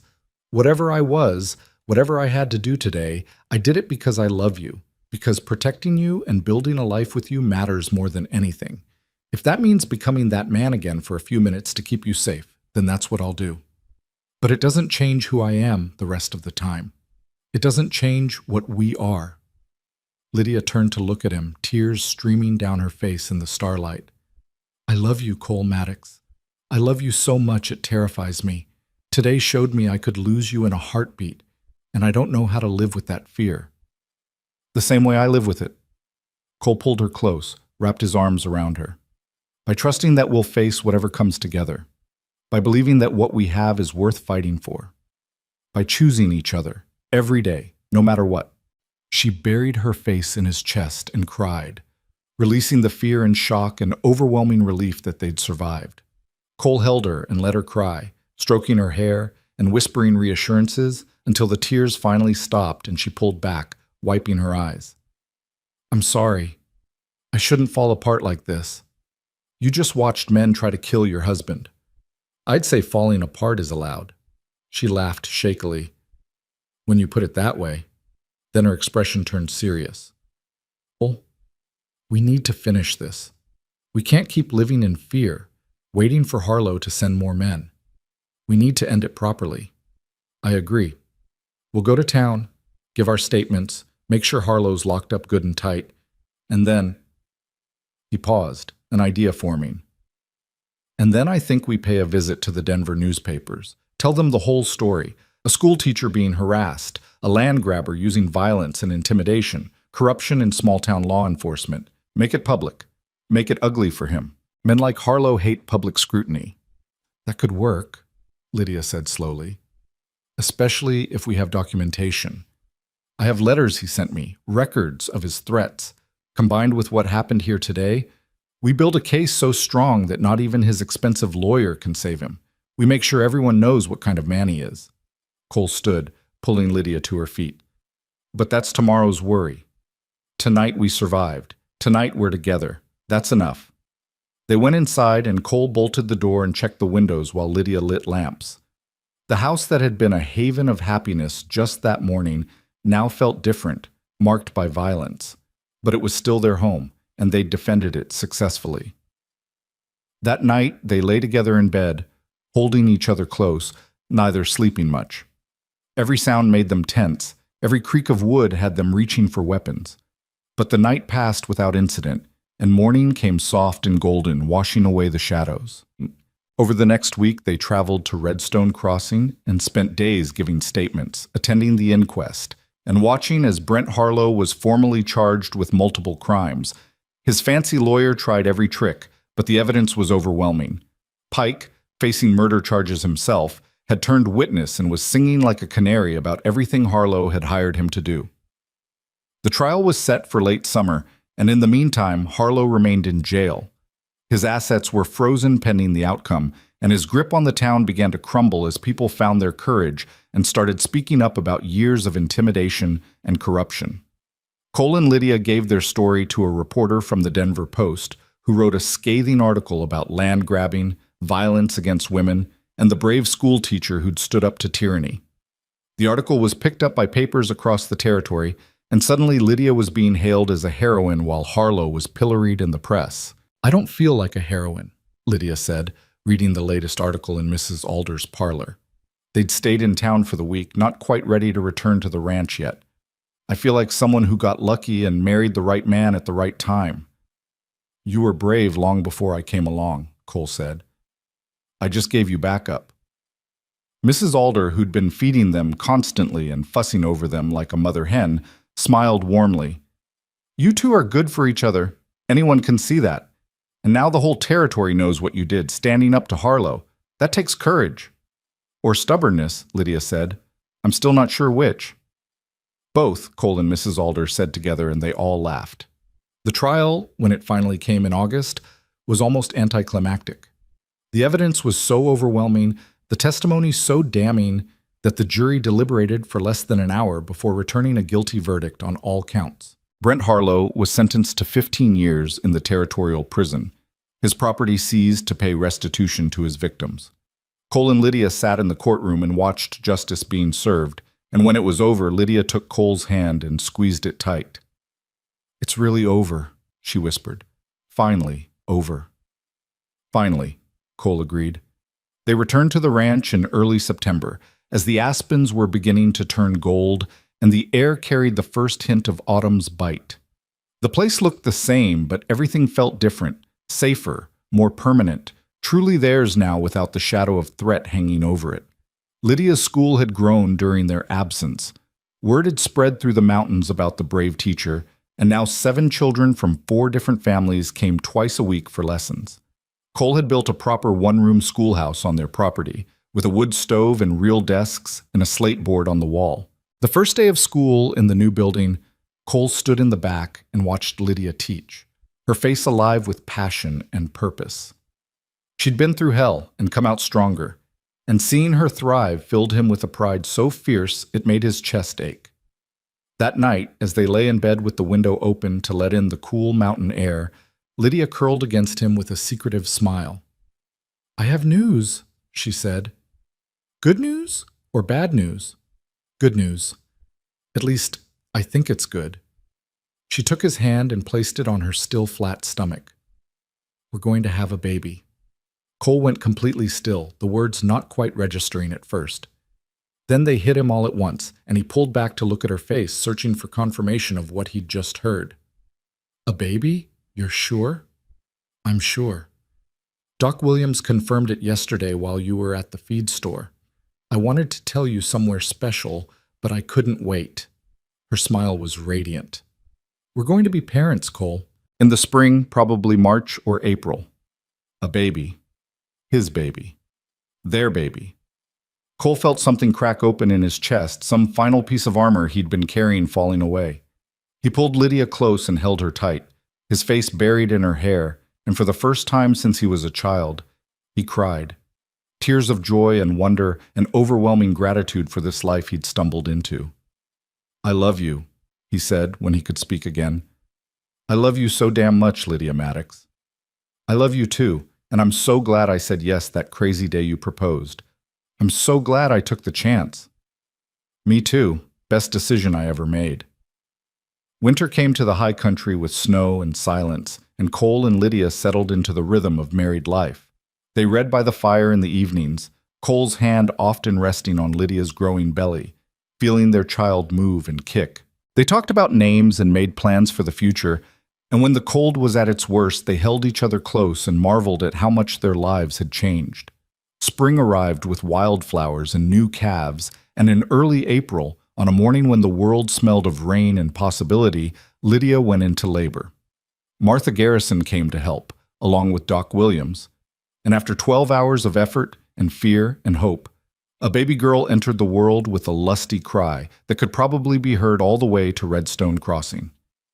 Cole held his daughter for the first time and felt his entire world shift on its axis. She was tiny and perfect, with dark hair like her mother and gray eyes like his, and she looked at him with such trust that he knew he'd do anything, face anything, become anything to keep her safe.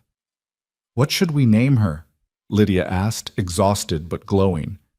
Cole thought about everything they'd been through, about the journey that had brought them to this moment. "Hope," he said. "Her name should be Hope, because that's what she is. Hope for the future. Hope for something better." "Hope Maddox," Lydia repeated, testing the name. "I love it. It's perfect." As the years passed, the ranch prospered. Cole expanded the herd and built additions onto the house. Another bedroom for Hope, then another when a son arrived 2 years later, then a third when twin girls completed their family. Lydia's school grew too, eventually moving to a larger building in the valley where children from a dozen families came to learn. Tom and Martha Garrison became like family, along with Mrs. Alder, who visited often and spoiled the grandchildren she'd never thought she'd have. Even Marshall Clayton stopped by occasionally, having retired from law enforcement and taken up ranching nearby. Brent Harlow became a distant memory, a cautionary tale parents told their children about the dangers of greed and cruelty. The last they'd heard, he died in prison 5 years into his sentence, unmourned and forgotten. On warm summer evenings, when the children were asleep and the cattle were quiet in the meadow, Cole and Lydia would sit on their porch and watch the sun paint the mountains in shades of fire and gold. "Do you ever think about that day?" Lydia asked one such evening, her hand in his, both of them grayer now, but no less in love. "The day you rode into Redstone Crossing?" "All the time," Cole admitted. "I think about how close I came to just getting my supplies and leaving, how different everything would be if I had." "But you didn't leave. You stayed." "Best decision I ever made," Cole said, pulling her close and pressing a kiss to her temple. "I rode into town for flour and coffee and ended up with everything I never knew I needed. A wife, a family, a home, a purpose. Not bad for a day's work." Lydia laughed, that bright sound he'd fallen in love with all those years ago. "Not bad at all. Though I still maintain you're completely crazy for proposing to me after knowing me for one day." "Crazy," Cole agreed. "But crazy worked out pretty well for us, don't you think?" "Better than I ever dreamed," Lydia said softly, looking out at the land that had become theirs, the life they'd built together against impossible odds. "Better than I ever dreamed." They sat in comfortable silence as the stars emerged overhead, the same stars that had watched over them that first night in the line shack, the night they'd married, the night they'd fallen in love. And Cole thought about the long, winding road that had brought him here, the violence and loneliness, the fear and courage, the desperate gamble that had paid off beyond all expectation. He'd ridden into Redstone Crossing a solitary man looking for supplies and nothing more. He'd ridden out a husband and eventually became a father, a rancher, a pillar of a growing community. He'd found purpose in protecting Lydia, joy in building a life with her, peace in the home they'd created together. Inside the house, one of the children cried out from a dream, and Lydia started to rise, but Cole stopped her. "I'll go," he said, standing and stretching. "You rest." "You're a good father, Cole Maddox, the best father these children could ask for." "I learned from the best," he said. "My pa always told me that being a father meant showing up every day and doing the work, no matter how hard it got. Seems like good advice for marriage, too." "Wise man, your father." "He was. Wish he could have met you. He would have loved you." Cole went inside and found Hope sitting up in bed, her face scrunched with the remnants of whatever dream had scared her. At 12, she was growing tall and strong, with her mother's fierce spirit and her father's steady calm. "Bad dreams, sweetheart?" "Yeah, but it's gone now." She looked up at him with those serious gray eyes. "Papa, can I ask you something?" "Always."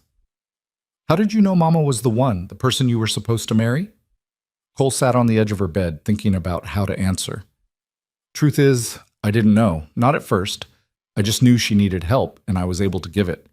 And then somewhere along the way, helping her turned into loving her. Sometimes you don't know someone's the one until you look back and realize you can't imagine your life without them." "That's romantic," Hope said, Also kind of crazy. Your mother says the same thing, Cole smiled. But sometimes the best things in life are a little crazy. Sometimes you have to take a leap and trust you'll land somewhere good. Is that what you did? Took a leap? The biggest leap of my life. And I landed right here, with your mama and you kids, and I wouldn't change a single moment of it. Hope hugged him tight, and Cole held his daughter close, breathing in the scent of her hair and feeling grateful beyond words for this life he'd been given. Then he tucked her back in, kissed her forehead, and went to check on the other children, all sleeping peacefully, safe and loved, and entirely unaware of how hard their parents had fought to give them this secure, happy childhood. He returned to the porch where Lydia was still sitting, and he pulled her to her feet and into his arms, swaying slowly to music only they could hear. "What are you doing?" she asked, laughing. "Dancing with my wife under the stars. Seems like something we should do more often." "We've been married 14 years.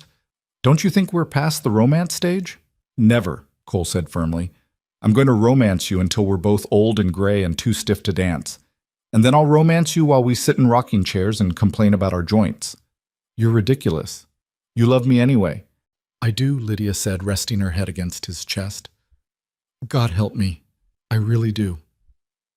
They danced slowly in the starlight, two people who'd found each other against all odds, and built something lasting from a foundation of desperation and hope. They'd faced violence and fear, overcome obstacles that would have destroyed lesser couples, and emerged stronger for it. And as they swayed together on the porch of the home they'd made, with their children sleeping safely inside and the vast Montana sky stretching overhead, Cole thought about that morning 14 years ago, when he'd ridden into Redstone Crossing with nothing but a short supply list and no expectations beyond flour and coffee.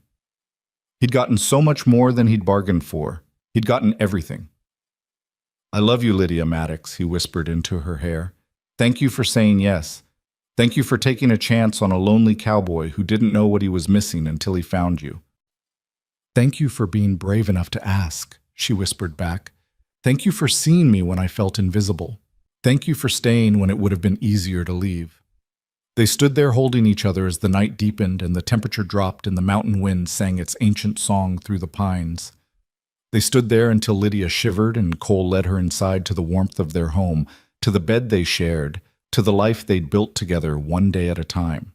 And if you rode past the Maddox Ranch on a summer evening, you might see them on their porch, gray-haired and weathered, but still holding hands, still stealing kisses, still choosing each other after all these years. You might hear laughter from inside the house, the sound of grandchildren playing, the bark of dogs, and the low of cattle settling for the night. You might look at that small ranch tucked into the Montana mountains and think it's nothing special, just another homestead in a territory full of them. But you'd be wrong, because that ranch represented something extraordinary, a love born from desperation, forged in adversity, and strengthened by every challenge it faced. It represented the truth that sometimes the best things in life come from the most unexpected places, that sometimes a simple errand for supplies can change your entire destiny, that sometimes saying yes to a crazy proposal from a stranger can lead to a lifetime of happiness. Cole Maddox had ridden into Redstone Crossing for flour, coffee, and ammunition.